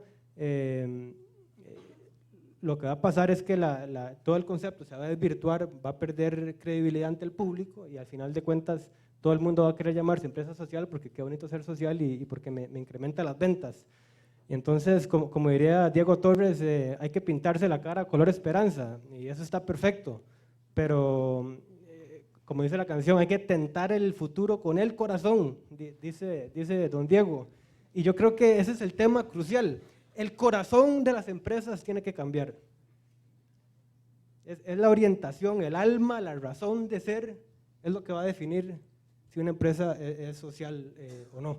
Al igual que pregunté la vez pasada, generar imagen, capitalizar de la buena imagen que deja, tal vez, entiendo el tema del cuando los beneficios son ficticios y cuestionables en su alcance, cuando ese impacto es algo chiquitito y ya quieren salir en la foto, que no lo ve todos los días, pero cuando hay impactos palpables, reales, el hecho de que eso sea expuesto ante la opinión pública, ¿descalifica a una empresa como empresa social? Yo, tal vez entrándole a esto, si vemos, acá hay lo que planteabas como el corazón, es un tema ético, es un tema de lo deseable, que es lo que queremos lograr. Yo proponía inclusión social como un gran objetivo de la sociedad, de las empresas, como un gran orientador. Podría ser otro tipo de consideración, por ejemplo, la sostenibilidad. El tema llamémoslo verde. Hay fines que justifican medios, hay medios que no conducen a fines. Ese es el punto. Un medio engañoso finalmente puede volverse en contra de la empresa al ser descubierta y en ese sentido, en más de una ocasión, la falta de tener puesto el corazón honestamente en un punto ha destruido empresas, no les ha permitido reaccionar de la manera adecuada. En ese sentido, pienso que se trata de los objetivos de una sociedad, no tanto de la rentabilidad de la empresa y de su capacidad de sostenerse en el tiempo, aunque yo diría que hay una condición para ser una empresa y es ganarse la vida, de alguna forma, ya sea mediante algún tipo de subsidio, mediante la venta de servicios, de bienes. Eso es algo deseable para sobrevivir, para sostenerse, pero en el fondo lo que justifica esta orientación es el principio ético, es tener el corazón en algo. Un país también podría ser, por ejemplo, hay críticas fuertes sobre Costa Rica, un país que se dice verde, pero que ha tenido logros muy impresionantes en materia de conservación, pero un descuido rampante, por ejemplo, en lo que es la forma como convivimos en las urbes. Los problemas, digamos, de transporte, cosas así por el estilo. Ahí, a nivel de sociedad, tendríamos que cuestionarnos. ¿Tenemos logros en materia de conservación? Ciertamente, pero tenemos defectos tremendos en términos de sostenibilidad, de cualquier otro elemento distinto a la conservación. Por supuesto que a finales de los 70 estábamos casi en un 20% de cobertura boscosa. Hoy ya tenemos una cobertura boscosa que se ha multiplicado por más de 2, ¿verdad? Y eso es un logro extraordinario. Pero asómese ahí a la calle, trate de llegar acá un viernes en la noche. La triple utilidad finalmente, ese balance que se debería buscar. Aquí una pregunta para todos es el tema de ¿sí? Una empresa lucrativa, una empresa con fines de lucro más bien, perdón, una empresa rentable sería en realidad la palabra correcta. Puede ser una empresa social. ¿Qué pasa con las utilidades? ¿Deberían, sí o no, ser distribuidas entre los accionistas? ¿Deberían ser íntegramente destinadas a generar bienestar en las comunidades o a los distintos públicos que atiende? Deja de ser empresa social una que toma un porcentaje de esas utilidades y las invierte, o más bien las reparte entre sus accionistas. ¿Dina? Digo, muy breve, justamente eso me refería al principio con mi comentario de qué es una empresa social. Bueno, creo que tiene que tener esta visión sistémica. O sea, si es una empresa social, entonces también se reparten las utilidades entre los accionistas y no solo entre los accionistas, sino también creo que tiene que llegar a un nivel de reducir la brecha de desigualdad con los empleados de la empresa, ¿no? Creo que tiene que llegar hasta ese punto, pero pues también es debatible. ¿Qué piensan ustedes? Bueno, yo creo que igual si uno trabaja en el sector social o cualquier otro sector, o sea, hay ciertas remuneraciones que son buenas, no es como, o sea, ¿por qué sí vamos a repartir, si soy una petrolera y repartimos alguito? ¿Y por qué si yo estoy trabajando en el sector social, por qué me castigo y no me reparto? Entonces es un punto, la dejo también un poquito abierta, la dejo picando en el área ahí. Pero eso me parece que es algo que es un paradigma que hay que romper. O sea, es como muy, ¿por qué si estoy en el sector social tengo que ser pobre? O no pobre, pero recibir lo justo, ¿verdad? Y después que lo justo son otros 100 pesos, pero sí, eso dejar un poquito abierto ahí para ver qué. Se estigmatiza la empresa social con que tiene que ser modesta, de operación chiquitita, ¿se estigmatiza en ese sentido? Posiblemente, yo creo que para mí, vamos a ver, toda empresa social tiene inversionistas. Estos inversionistas o estas inversiones pueden ser donaciones de tiempo, de dinero, pueden ser capital, puede ser deuda o una mezcla de todas esas, que posiblemente algo de lo más interesante que está sucediendo en eso. Todas esas son inversiones y como inversiones, normalmente todos los inversionistas, de nuevo, independientemente si es una donación o si es deuda o es capital, andan buscando un retorno. Y yo creo que ese retorno dentro de las empresas sociales primordialmente tiene que ser un retorno social, es decir, de impacto. Si estamos hablando, como decía Eduardo, que el corazón de estas empresas tiene que ser la creación de ese valor social, por eso es que comentaba al principio que mi definición es como que estén principalmente enfocadas en generar ese valor social, principalmente, o sea, de número uno, o sea, de cero. Lo demás puede ser accesorio, puede ser adicional, puede ser que ayude a la sostenibilidad, a la competitividad, etc. Entonces, todos los inversionistas de empresas sociales andan buscando ese retorno social. Y ese retorno social, primero, como les mencionaba, para mí es de impacto. Si no se tiene impacto, pero se está generando mucha plata por debajo, o por arriba, digo, no por debajo de la mesa, pero no tiene ningún sentido, no es una empresa social, es una empresa capitalista normal y corriente con alguna vena o algún accesorio, algún apéndice social. Entonces, primero es eso, es decir, hay una inversión, un retorno social. Ahora, para mí, no es exclusivo el retorno social con un retorno económico. Para mí, si los accionistas o los socios o los donadores o los deudores, los acreedores de empresas sociales andan buscando un retorno, yo no veo ningún problema con que se logre siempre y cuando sea accesorio o, digamos, adicional al impacto que tenga esa empresa social. Cerrarle la posibilidad a empresas sociales de no obtener ese retorno en la inversión es, para muchos casos, y con ciertos modelos de impacto y ciertos modelos de negocio, cerrarle las puertas a ser competitivas. Y cuando me refiero a competitivas, de nuevo, me refiero primordialmente a lograr solucionar esos problemas. ¿Qué tanto puedo yo lograr solucionar esos problemas? Entonces, en la medida en que yo le corte las alas o le corte las piernas, tal vez como lo decía Alejandro, me están dejando, no me impiden, o sea, me impiden competir. O sea, yo puedo resolver un problema social, tener ese retorno social de la inversión, que para el donador puede ser el corazoncito feliz o llegar tranquilo a la casa, sentirse que hay impacto, ver ciertas fotos de lo que está pasando, ver la escuela construida, etc. Ese es un retorno, eso es un retorno y es social, y ese es de impacto. Pero si también yo soy un acreedor y de alguna manera le doy plata prestada a esa empresa social y puede generarme ciertos intereses, podríamos conversar digamos, de los niveles de intereses y demás.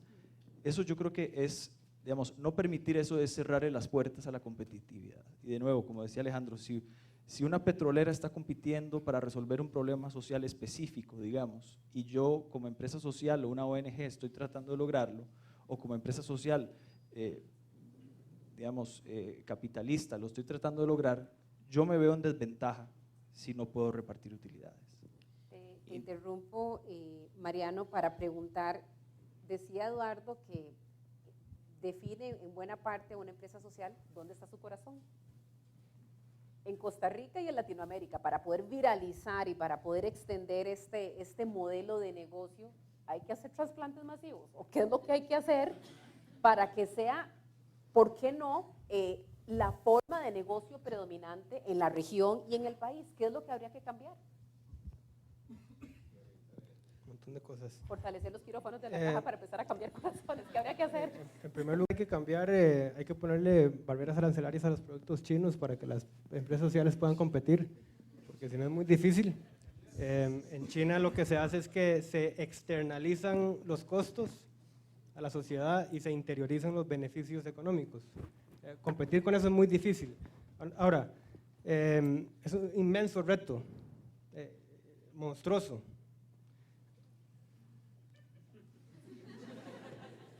Pero, ok, ¿qué se puede hacer para que los ratones compitan con los elefantes? Yo creo que podemos hacer varias cosas y tienen que suceder a la misma vez.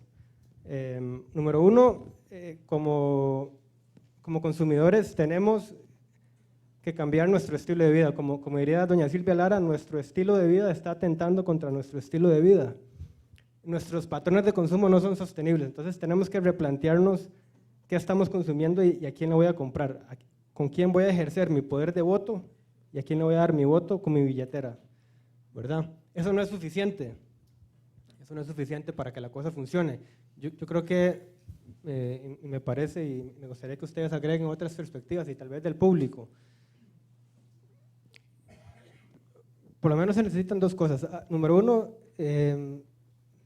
demarcar a nivel de gobierno qué es una empresa social y hacer una figura legal que el gobierno apoye, respalde y busque encadenar en todas sus operaciones productivas, incluyendo el Banco Nacional.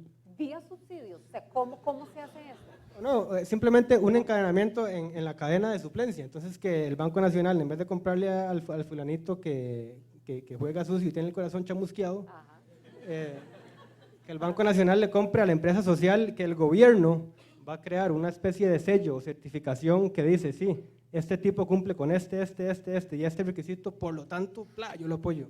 ¿Okay? Entonces, buscar ese encadenamiento y yo me asombraría, don Miguel, yo no sé si es muy volado esto, pero que el gobierno no le cobre impuesto de renta a las empresas sociales, en el sentido de que la empresa social está llevando a cabo una tarea que normalmente el gobierno está destinado a resolver. ¿Por qué no delegarle esa función a una empresa social y incentivar así la participación ciudadana y una democracia participativa, no tanto una democracia representativa? Vean ustedes que ya eso se está dando para algunos segmentos. Por ejemplo, las cooperativas no pagan impuestos sobre la renta, ¿verdad? ¿Por qué? Porque se supone que tienen un fin social, no tienen fines de lucro, no generan ese tipo de lucro, digamos, de utilidades, sino que es supuestamente para reparto entre las personas que participan. Ahí hay varias cosas que distinguir. Yo tenía acá algunas notitas sobre, por ejemplo, cooperativas. Hay un censo cooperativo que se hizo el año pasado, son 376, sin considerar las escolares, ¿verdad? Que son otro tanto. En ese sentido, hay pequeñas de menos de 4, son 105 de las 376, de más de 50, apenas hay unas 53. Este tipo de esquema pues ha facilitado, por ejemplo, en el sector agropecuario, la transferencia de tecnología de una forma impresionante. Por ejemplo, en materia de café o en materia de banano, hay transferencia tecnológica, digamos, muy acelerada. En ese sentido son modelos, llamémoslo así, exitosos, valiosos, que no pagan impuestos. Algunos discuten eso, ¿por qué exceptuar de los impuestos a estas formas? Y generalizarlo sería muy probablemente un error. Si nosotros vemos parte de los grandes problemas que señalaba por ahí al principio, es una carga tributaria en el país baja, un per cápita de impuestos relativamente bajo, pero además con un esquema de exenciones muy, diría yo, muy loco. ¿Por qué? Porque estamos dándole exenciones precisamente a los sectores más dinámicos de la economía. Lo interrumpo aquí, don Miguel, porque a mí me queda dando vueltas. Usted usó un término, el fin social, en el caso de las cooperativas. Entonces una empresa dice, sí, yo tengo un fin social, por supuesto, yo le doy empleo a X cantidad de personas y gracias a eso comen X cantidad de familias y eso es un fin social. Entonces, por favor, a mí me tienen que eximir del pago de impuestos. Nuevamente, esas son las interpretaciones que convenientemente se ven en las empresas. Usted hablaba de un 1,7% de empresas, 1,7% de las empresas que exportan el 70% y no pagan impuestos. Muchas gracias. Digo, van a decir, ese es su fin social. Cuando hablamos de fin social y no definimos qué es fin social, ¿no ese es el peligro que precisamente corremos como país, don Miguel? Por supuesto, y además tienen que ser fines sociales, qué sé yo, compartidos dentro de una visión, si se quiere, de país. Allá en el siglo XIX, aún acá se les ocurrió, eso es una cosa bien interesante de este país, se les ocurrió en la primera mitad del siglo XIX, hacer la educación básica obligatoria y a costa del Estado, 20 o 30 años antes de Sarmiento en Argentina. Una cosa para una sociedad extremadamente pobre, muy extraña. Y por ese camino transitamos. Bueno, ese es un bien meritorio, ese es un bien, llamémoslo social. Ahora, eso requiere de la contribución de la sociedad para lograr ese fin en materia de educación. Algo así también en materia de salud. Y hoy vemos los problemas que tiene la caja también de financiamiento. Yo diría que hay ciertos fines en la sociedad que tienen que ser claramente distinguibles. Yo diría que la Constitución de la República de alguna forma expresa esos fines que son de carácter social. No es para que cualquiera invoque cualquier fin social y además para que, sin tener que demostrarlo, encuentre que él resulta un medio extraordinario para lograr aquel fin. Cuando estábamos, y aquí yo quisiera, con el perdón de los organizadores, pero me encantó el debate que se estaba suscitando allá adentro, cuando estábamos tratando de definir qué era una empresa social, sí o no, y salió el caso de una conocida clínica que da servicios médicos privados, bien caros, por cierto, muchas gracias. Y uno dice, bueno, da un servicio que genera una cantidad importante de dinero, genera rentabilidad y que se reinvierte en fines sociales, podríamos decir, o de impacto en las comunidades. Esto también califica como una empresa social, porque nuevamente esa empresa da servicios a una capa muy pequeña y uno diría, en su forma de hacer negocio, cuidado, es excluyente, porque a lo mejor alguien que viva y disculpen el ejemplo, qué sé yo, en los sitios de Moravia, o alguien que tenga un salario básico no puede tener acceso a los servicios médicos que dan, no puede pagar un parto de 2 millones de colones, no puede ir a pagar una cirugía de $8,000, pero resulta que parte de lo que genera lo invierte en comunidades. Esta es una empresa social, Alejandro. Esa discusión la empecé yo. Culpa suya. Yo creo que eso habría la pregunta, o sea, si un negocio social puede segmentarse, sigue siendo un negocio, necesitamos meternos en algún segmento. Si lo enfocamos en un segmento alto, yo no veo por qué un negocio social no puede estar enfocado en un segmento alto, brindarle servicios a la crema innata, igual reinvertir todo en programas de apoyo social. Entonces, digamos, mejorando un montón de equipos que pueden darle a otra gente y involucrando, dándole servicios o muy baratos o gratuitos a personas de escasos recursos. Entonces, yo no veo por qué no es un negocio social. Para mí sí puede ser un negocio social. El hecho de que atienda un nicho, ¿usted no le parece que sea excluyente y que más bien vaya en contradicción con el tema social? No, porque está enfocado, o sea, para hacer un negocio exitoso, ellos están enfocando en el segmento alto. Entonces, al ser mi segmento alto, yo puedo hacer un bien de lujo que esté enfocado en segmento alto, pero todas mis utilidades vayan a solucionar el problema. Aqualógica, estoy seguro que nadie va a comprar un inodoro de estrato bajo. No creo que les alcance.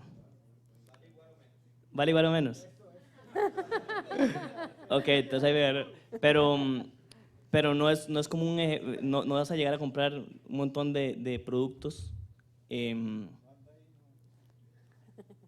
No vas a llegar a comprar productos caros. Ya me sacó del aire todo. Buenísimo. Yo quisiera... Mariano, ¿quieres agregar algo? Yo quisiera poner un ejemplo. En India hay una clínica bastante famosa que la creó un doctor indio que se llamaba el doctor Aravind. Y ellos básicamente identificaron un problema social, que es que en India hay muchísimas personas que tienen problemas de la vista y principalmente se quedan ciegos o con muchas dificultades para ver debido a problemas de cataratas en los ojos. Y esto, por supuesto, no es un problema digamos, que discrimine por estrato. Entonces, es un problema social a nivel general en la India. Lo que existía hasta la creación de la clínica de este doctor eran servicios médicos de muy alto nivel, como el que estamos conversando, y para los que no lo podían pagar, pues podían quedarse progresivamente sin ver y no había ningún problema. La idea de él era la siguiente: hagamos un hospital de 5 estrellas con 15 pisos y cobremos las mejores tarifas porque vamos a tener a los mejores cirujanos para resolver los problemas de cataratas en India. Y vamos a cobrarle a la gente que puede lo que vale la cirugía. Y vamos a, por supuesto, consecuentemente, pagarle a los doctores y a los cirujanos y a los demás empleados lo que se merecen. De esos 15 pisos vamos a tener los 7 últimos, camas de lujo y demás, donde se atienden esas personas. Y los de abajo van a atender los mismos doctores por los mismos problemas a personas que no puedan pagar el precio que otros lo pueden pagar. Y ese es, digamos, una manera de una empresa, porque esto es lucrativo, esto es una empresa, esto, digamos, como decía David, entre más plata mejor, o sea, vamos a maximizar la rentabilidad. ¿Y qué es lo que hacen ellos? Subsidian el costo de esas operaciones para las personas que no lo pueden pagar o que pueden pagar tan solo una parte, y se definen, tienen mecanismos para identificar si la persona puede o no pagar cuánto, etcétera, y eso se subsidia a través, digamos, de cobrarle a los que pueden pagar más. Entonces, yo creo que ahí es un ejemplo interesante de una empresa que ofrece los mejores servicios para todo el mundo y discrimina simplemente en decir, usted lo puede pagar o no. Quiere una cama de lujo que se recline, que haya una cama a la par donde se quede su esposa. o usted tal vez se siente tranquilo con tener al mejor doctor y el mejor cuidado independientemente del lugar de donde está. Y esto ha sido un modelo muy exitoso. Yo los invito a investigarlo un poquito más y a identificar estos mecanismos, porque bien que mal son modelos de negocio donde por el mismo servicio se cobra diferenciado según el tipo de situación y está resolviendo un problema social para los que tienen plata y para los que no. Entonces yo creo que ahí tal vez en el ejemplo que estamos poniendo es un asunto más de exposición o de planteamiento de las ideas y de cómo se mercadea una del otro. La ventaja de esta clínica es que es una sola clínica con un solo modelo y que hacen, digamos, principalmente una sola cosa, y es resolver problemas de la vista. Si hay una clínica o un hospital privado que hace muchas otras cosas, hace mucha plata de esas, digamos, de esas operaciones y después las reparte en bienestar social, pero tal vez en otras cosas que no tienen que ver con eso, es posible que haya un distorsionamiento de la imagen de esta empresa. No necesariamente es que es totalmente o diametralmente opuesta a la clínica del doctor Aravind, pero me parece que para mucha gente podría ser muy fácil ver al doctor Aravind como qué bárbaro, qué gato, qué bueno, buenísimo, y a estos otros tipos como decir, ustedes, nadie puede, o sea, si yo no tengo plata no puedo ir ahí, pero qué dicha que ustedes reparten la plata por otro lado. Y hay otro ejemplo, perdón, en Perú, en Amazonas, hay un ecolodge de lujo y está enfocado a la clase alta, obviamente, vale como $700 la noche, pero todo va enfocado a la comunidad. Todo lo que se genera ahí es para ayudar a la comunidad y eso también es considerado un negocio social, entonces ese también está enfocado a la clase alta. Y sí es. Yo quisiera ir haciendo la transición en este momento a la participación del público. De hecho, me encanta parte de los comentarios que he visto aquí en redes sociales. Amareto, Susana Soto, no sé si estará acá en el auditorio, hello, dice, como decía una ex jefa, que no tenga fines de lucro no quiere decir que tengamos ánimo de pérdida. Eso me encantó. Después, Alejandro Batalla dice, una empresa social principalmente tiene un retorno social, el retorno económico no es excluyente, sí es secundario. Por su parte, Balocha Person, quien es Daniel Castro, está por allí, hello, Daniel nos decía, si quiere ser exitosa, una empresa social tiene que repartir sus ganancias y maximizar, es la única forma que más gente invierta y haya más impacto. Ahora yo quisiera poder lanzarles a ustedes una pregunta, me encantaría poder tener un par de respuestas, ojalá que sean muy concretas, muy al grano, para que podamos enriquecer esta discusión, y es, ¿cómo consideran ustedes que sean los siguientes pasos para poder generar empresas o negocios sociales? ¿Qué pasos hay que dar para poder generarlas? Para echar a andar algo así, alguien pensaría que es una quijotada, pero están funcionando, vean los casos. Me encantaría poder escuchar los aportes de algunos miembros del público. Tenemos acá una persona, adelante. A todo pulmón, por favor. Sí, buenas noches. Contanos cómo te llamas y de dónde venís. Sí, rápido. Buenas noches, mi nombre es Jader Aristizábal y soy fundador de una empresa social. Entonces, entiendo el tema muy bien y creo que lo esencial, o parte de lo esencial con tu pregunta es, debemos promover la innovación en el país. Yo creo que la empresa social tiene que ver mucho con innovación. Es como, de una manera innovadora, podemos atender ciertas necesidades que hoy nos están rezagando o nos están excluyendo de cierta manera. Entonces es como logramos esa inclusión de la que hablaban en el panel a través de la innovación. Entonces creo que es un esfuerzo que debemos atender, esa parte. Gracias. Muchas gracias. A usted las gracias. Y tenemos a otra persona por allá. Adelante, gracias.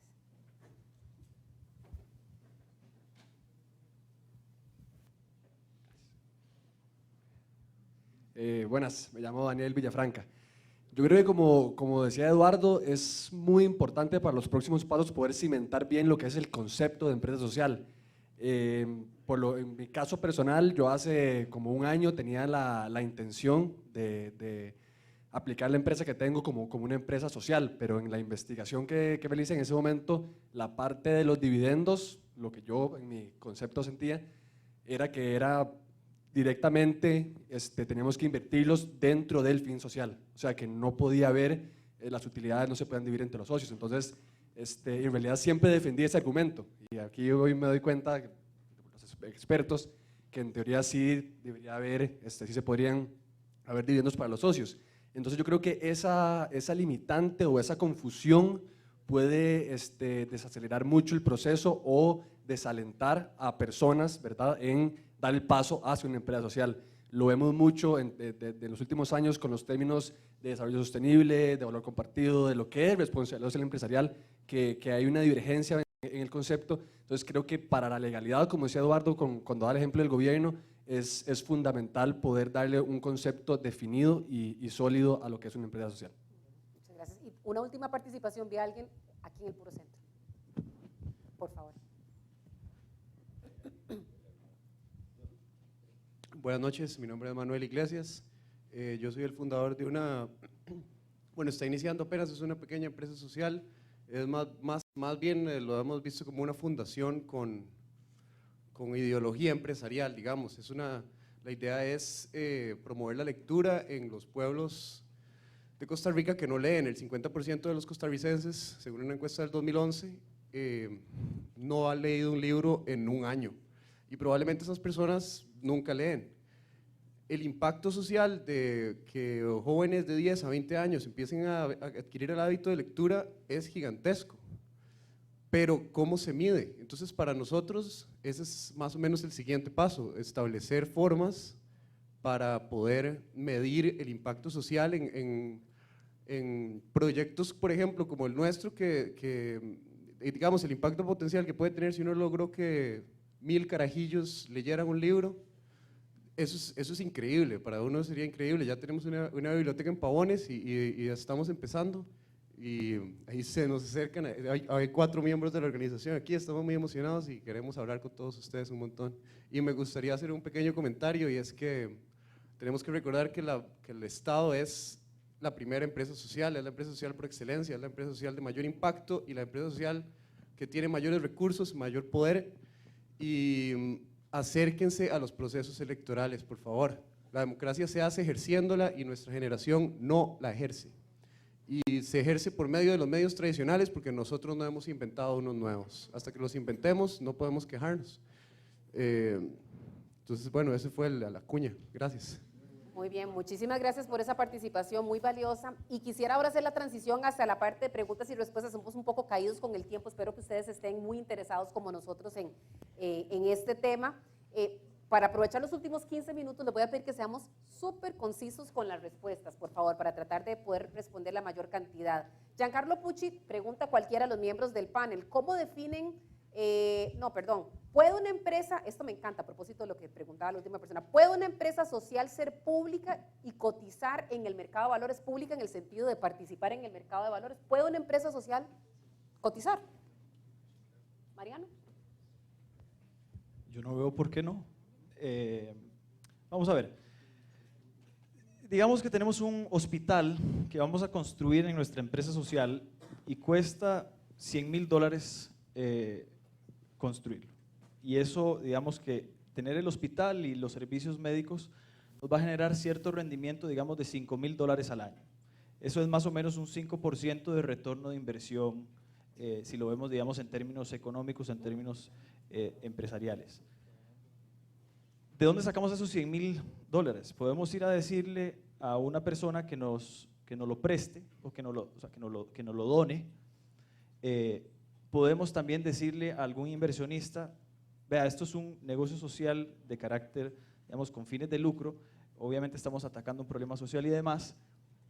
El inversionista me dice, ¿y cuál es el retorno de esa inversión que yo tengo? Pues yo voy a poner $100,000, ¿cuál es el retorno? El retorno es 5%, estimado inversionista. No sé cuántos inversionistas van a estar satisfechos con un retorno que es tan pequeño. Estamos de acuerdo que el retorno es además digamos, en impacto y demás. ¿Qué pasa si, por ejemplo, hacemos el siguiente ejercicio? Tratamos de buscar la mitad de esos fondos en donaciones, $50,000 en donaciones, y buscamos una participación accionaria o una inversión de alguna persona o alguna institución por los $50,000. Automáticamente estamos duplicando el impacto ese retorno de inversión de 5% a 10% de la inversión.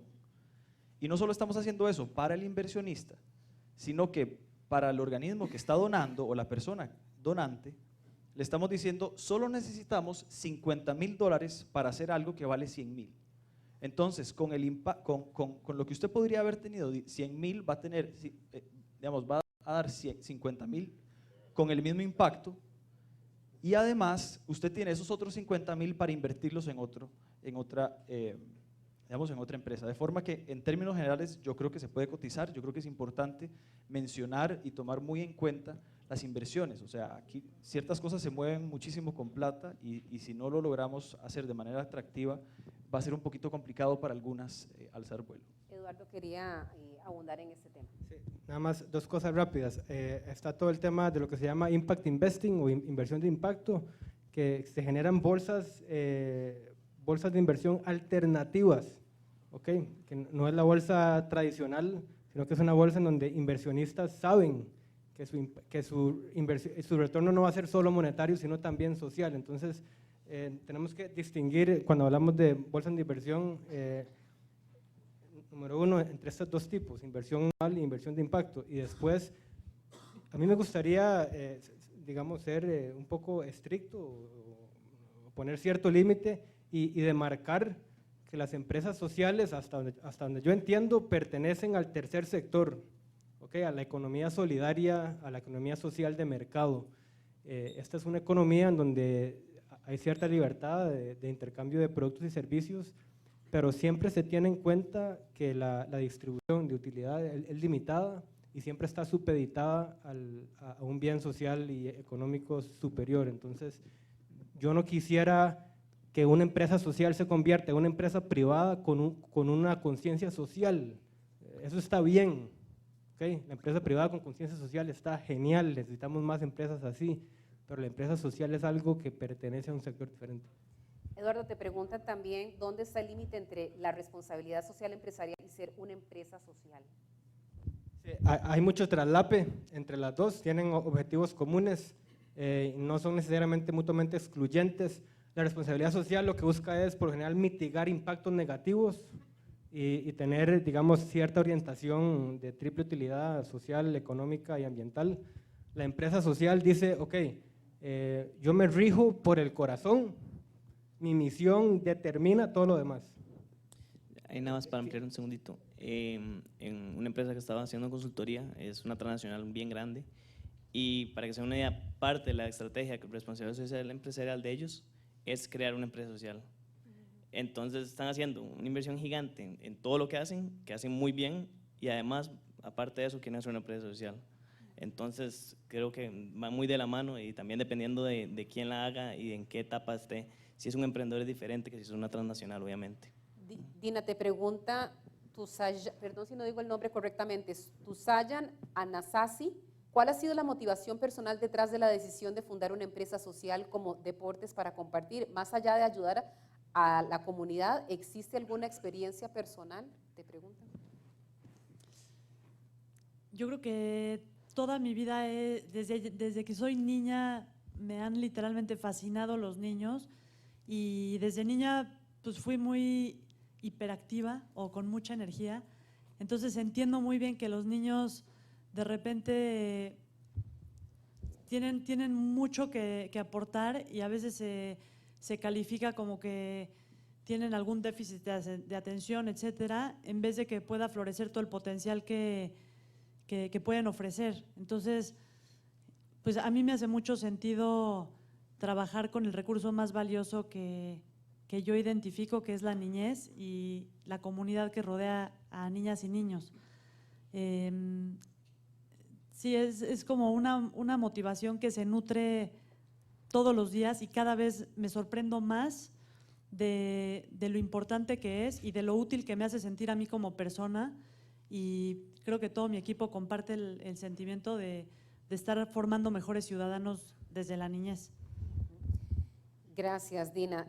También para don Miguel, pregunta Luis Diego Uramuno, ¿cuál es la principal causa de la desigualdad en Costa Rica? Dios, eso es otro tema para otro taller completo, para un panel completo. Y dice, ¿cuál es la diferencia entre desigualdad y exclusión?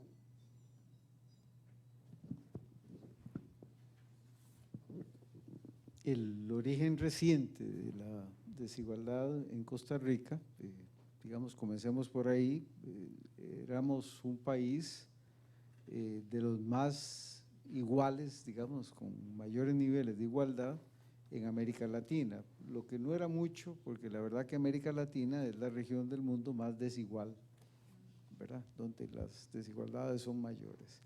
Pero aún así, en ese contexto estábamos en una posición, digamos, buena, de privilegio. Y hemos venido perdiendo posiciones en términos de igualdad. Cada vez somos más desiguales. Eso tiene que ver con ciertos elementos del mercado de trabajo y también acceso a oportunidades. Ciertos elementos del mercado de trabajo, ¿quiénes son los que están teniendo un crecimiento en sus ingresos? Hicimos un estudio con encuesta de hogares, con un concepto de clase social, que es el concepto weberiano de clase social, más asociado con nivel educativo, ocupación de la persona, no tanto con propiedad de bienes de producción o no propiedad de bienes de producción. ¿Quiénes son los que están mejorando su ingreso? Básicamente la clase alta, los empresarios y los expertos. Ahí estamos muchos de nosotros. Esos son o somos los que estamos mejorando nuestro ingreso. El resto de la población mantiene su ingreso más o menos estable. Eso también tiene que ver, por ejemplo, con el 1.000.000 de personas que se quedaron sin terminar secundaria. Eso es fuerza de trabajo no calificada, que tiene niveles de ingreso mucho inferiores. Ese tipo de cosas son las que están incidiendo en el crecimiento de la desigualdad en este momento en el país. No se generan oportunidades, tampoco hay gente con niveles de capacitación como para tener esas posibilidades. Ahora, el otro tema, ¿cuál es la diferencia con exclusión? La exclusión, piensen ustedes que es como el extremo de la desigualdad. Sería como una desigualdad absoluta, no solo relativa. Pues la otra, la que estoy mencionando, todos pueden ir creciendo en su ingreso, unos más rápido que otros, entonces puede haber un incremento de la desigualdad. ¿Qué es exclusión? Cuando esa gente se queda sin acceso a educación, a salud, a una inserción laboral estable. Vean ustedes que hoy por hoy tenemos la tasa de desempleo muy parecida, por cierto, a la que tuvimos en aquel momento de crisis. ¿Se acuerdan que hablamos de 1980-81? En aquel momento llegó al 8%, hoy estamos en el 7,7% y hemos ido alrededor de ese valor. Pero hay otro grupo de gente que es subempleo visible e invisible, gente que trabaja menos tiempo que lo que quisiera o que gana menos que el salario mínimo, y ahí ya completamos un 17% de la gente que está inserta en el mercado de trabajo. Eso es exclusión social, una forma radical de no incorporarse ni al mercado de trabajo ni a las oportunidades que da la ciudadanía social. La última, y comienzo por usted, don Miguel, es porque la plantean como una pregunta para todos y les voy a pedir que aquí sean 32 segundos ingleses. A ver. ¿Verdad? Listo, gracias. Córrela María. ¿Cuál debe ser el rol del gobierno en la promoción de las empresas sociales? Esto lo pregunta Elizabeth Villalobos. Lo remito a una legislación de banca de desarrollo que habrá que arreglar, en donde se junta innovación, incentivos y papel del Estado. Gracias. Mariana. Para mí la analogía es la siguiente: rodines y no muletas. Los rodines sirven para impulsarse y eventualmente se tienen que quitar. Las muletas ayudan a sostener, y esa sostenibilidad, digamos, ese sostener de las muletas, cuando se las quita uno, impide muchas veces el crecimiento. Siempre y cuando los incentivos sean rodines y no muletas, el gobierno está haciendo un excelente trabajo. Don Miguel me pide licencia de 16 segundos adicionales. Es un poquito más, pero me parece una metáfora muy linda. El tema de rodines y muletas sugiere el aprender a andar en bicicleta, y se le ponen rodines a las bicicletas para que se estabilicen. A veces le quitan un primer rodín y sueltan al chiquillo o la chiquilla a jugársela. El problema es que estamos en autopistas y los chiquillos no están en una callecita tranquila. En ese sentido, permítanme la metáfora, hay formas de enseñar a andar en bicicleta distintas, y para los que ya van a ser abuelos o que son papás, se las voy a decir. Ustedes se montan al chiquillo o la chiquilla en los hombros y van hacia adelante, hacia atrás, un lado y el otro. Pruébenlo. Ellos se divierten mucho y aprenden lo esencial del equilibrio. Y con aprender el equilibrio, aprenden a andar en bicicleta después muy fácilmente. Esa es la fórmula. Ni rodines, ni muletas. Un aprendizaje de cómo sobrevivir. ¿Mediante qué? Mediante ejercicios. Eso era. Magníficos 16 segundos adicionales. Gracias, don Miguel. Dina, por favor. Dina. Yo creo que tiene que ver con enseñar a pescar, ¿no? O sea, que es totalmente la metáfora de los rodines. Alejandro, te escuchamos. Bueno, yo me voy más hacia alianzas público-privadas. He tenido la oportunidad de viajar estos últimos años bastantillo y en Estados Unidos viene muy interesante, Mass Challenge se llama, es una incubadora de negocios y también tiene una aceleradora de negocios sociales. Entonces el gobierno pone fondos para impulsar todo este tipo de proyectos, creo que eso es clave. Y otra muy interesante en Colombia se llama la ANSPE, que es no me acuerdo exactamente bien, pero es la Agencia para la Superación de la Pobreza Extrema.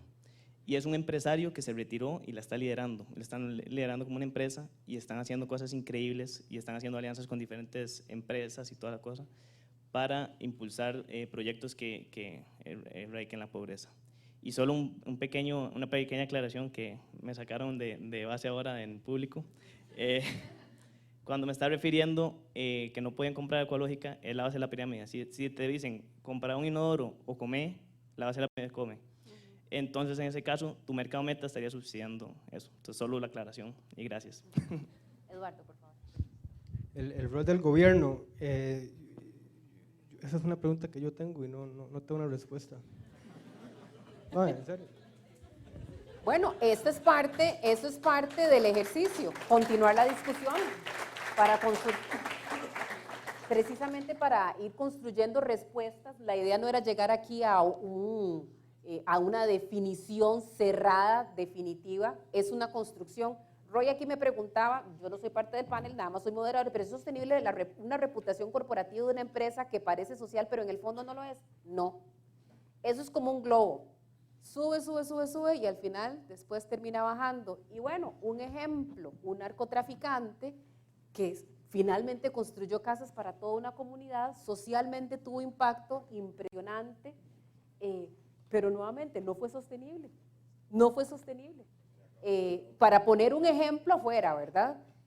Y localmente conozco muchísimas empresas que creen que ir a pintar paredes los hace empresas sociales y finalmente su gestión habla en contra de ellos. Bueno, es la gente que está votando, sí, pintan una escuela en otra comunidad, pero está botando desechos y está contaminando su entorno. Son empresas que sí pintan y a lo mejor regalan computadoras, pero resulta que viven en medio de una comunidad totalmente pobre, no pagan los salarios que corresponde, no se sostiene. Yo creo que a una comunidad no le engaña a nadie. Finalmente, eso como periodista yo creo que pasa mucho y sí, hay mucha gente que está nada más para un tema de reputación y capitalizar de eso. Yo quisiera agradecer profundamente la participación de Mariano, de Eduardo, de don Miguel, Dina y Alejandro. Por supuesto que a los organizadores y el tiempo de cada uno de ustedes que han estado acá y todos los que han participado a través del Twitter Mundo. Recordarles que esta discusión es solamente el inicio de lo que les decía, una construcción hacia futuro. Hay un comité que se quiere constituir entre el grupo de personas que estén aquí y que quieran participar de él. Les pedimos que busquen a Alejandro y a Roy, que están en esta esquina. Más adelante en el cóctel ustedes podrán tener la oportunidad de tener contacto con ellos para efectos de poder canalizar sus inquietudes con ellos. Alejandro, yo creo que vos querías dar unas palabras antes de cerrar.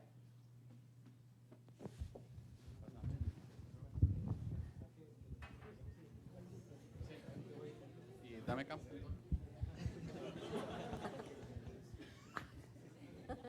Tuanis. Ok, primero que todo, muchísimas gracias a ustedes por venir un viernes a esta hora, demasiado buena nota. Y íbamos muy bien, Michelle, hasta que tocamos el tema de las computadoras en las comunidades, porque casualmente yo soy el director de la Fundación Quiroz Tanzi, que tenemos un programa pedagógico alrededor de no, pero yo no estoy diciendo que usted pinta paredes y después... Sálveme a alguien. Si querés hablamos después. No, y aparte que gracias a los panelistas que todos estaban con una cara de... Pero bueno, muchas gracias, porque el objetivo de hoy se cumplió tanto que yo ya no sé si trabajo en una fundación o una empresa social. Y, el objetivo hoy era, más allá de generar preguntas que han salido un montón, y que esto viene enmarcado en lo que es el Social Shot, que empieza hoy, termina mañana, con una actividad con 100 muchachos que tienen entre 17 y 24 años, donde queremos sensibilizarlos sobre qué es impacto social. Pues el objetivo también era con ustedes hoy, que independientemente de lo que hagamos, seamos sector público, que acá hay bastantes, seamos sector privado, seamos jóvenes, seamos un poco más mayores, tengamos un impacto en nuestra sociedad, porque al final la sociedad, como lo dijeron ustedes y lo dijo también el público, somos nosotros. Y nada ganamos dando likes y comentando y quejándonos si no lo construimos juntos. No hay nada construido y hay todo por construir. Yo antes le decía a Michelle que mucho el objetivo también de que estemos acá varios jóvenes, y los incluyo a todos ustedes, es porque a mí no me gusta eso de que nosotros somos la generación del futuro. Nosotros, esto es nuestro presente y ya estamos un poco rocos. Entonces, pues la idea es de que no nos esperemos a que nos den la oportunidad en 30 años para hablar en un panel, sino agarrar los toros el toro por el cacho y hacerlo nosotros. Con eso dicho, muchísimas gracias. Los invito a tomarse un vino con nosotros, que la pasen muy bien. Y último, muy importante, el Next Action Step, lo que queremos que salga de acá es aquellos que tengan un interés especial en lo que son empresas sociales, por favor ahora acérquese a Eduardo, que también estamos identificando un grupo, un comité, para ver qué podemos construir sobre este tema. Sin más, muchísimas gracias a ustedes, muchísimas gracias a todos y buenas noches, pura vida.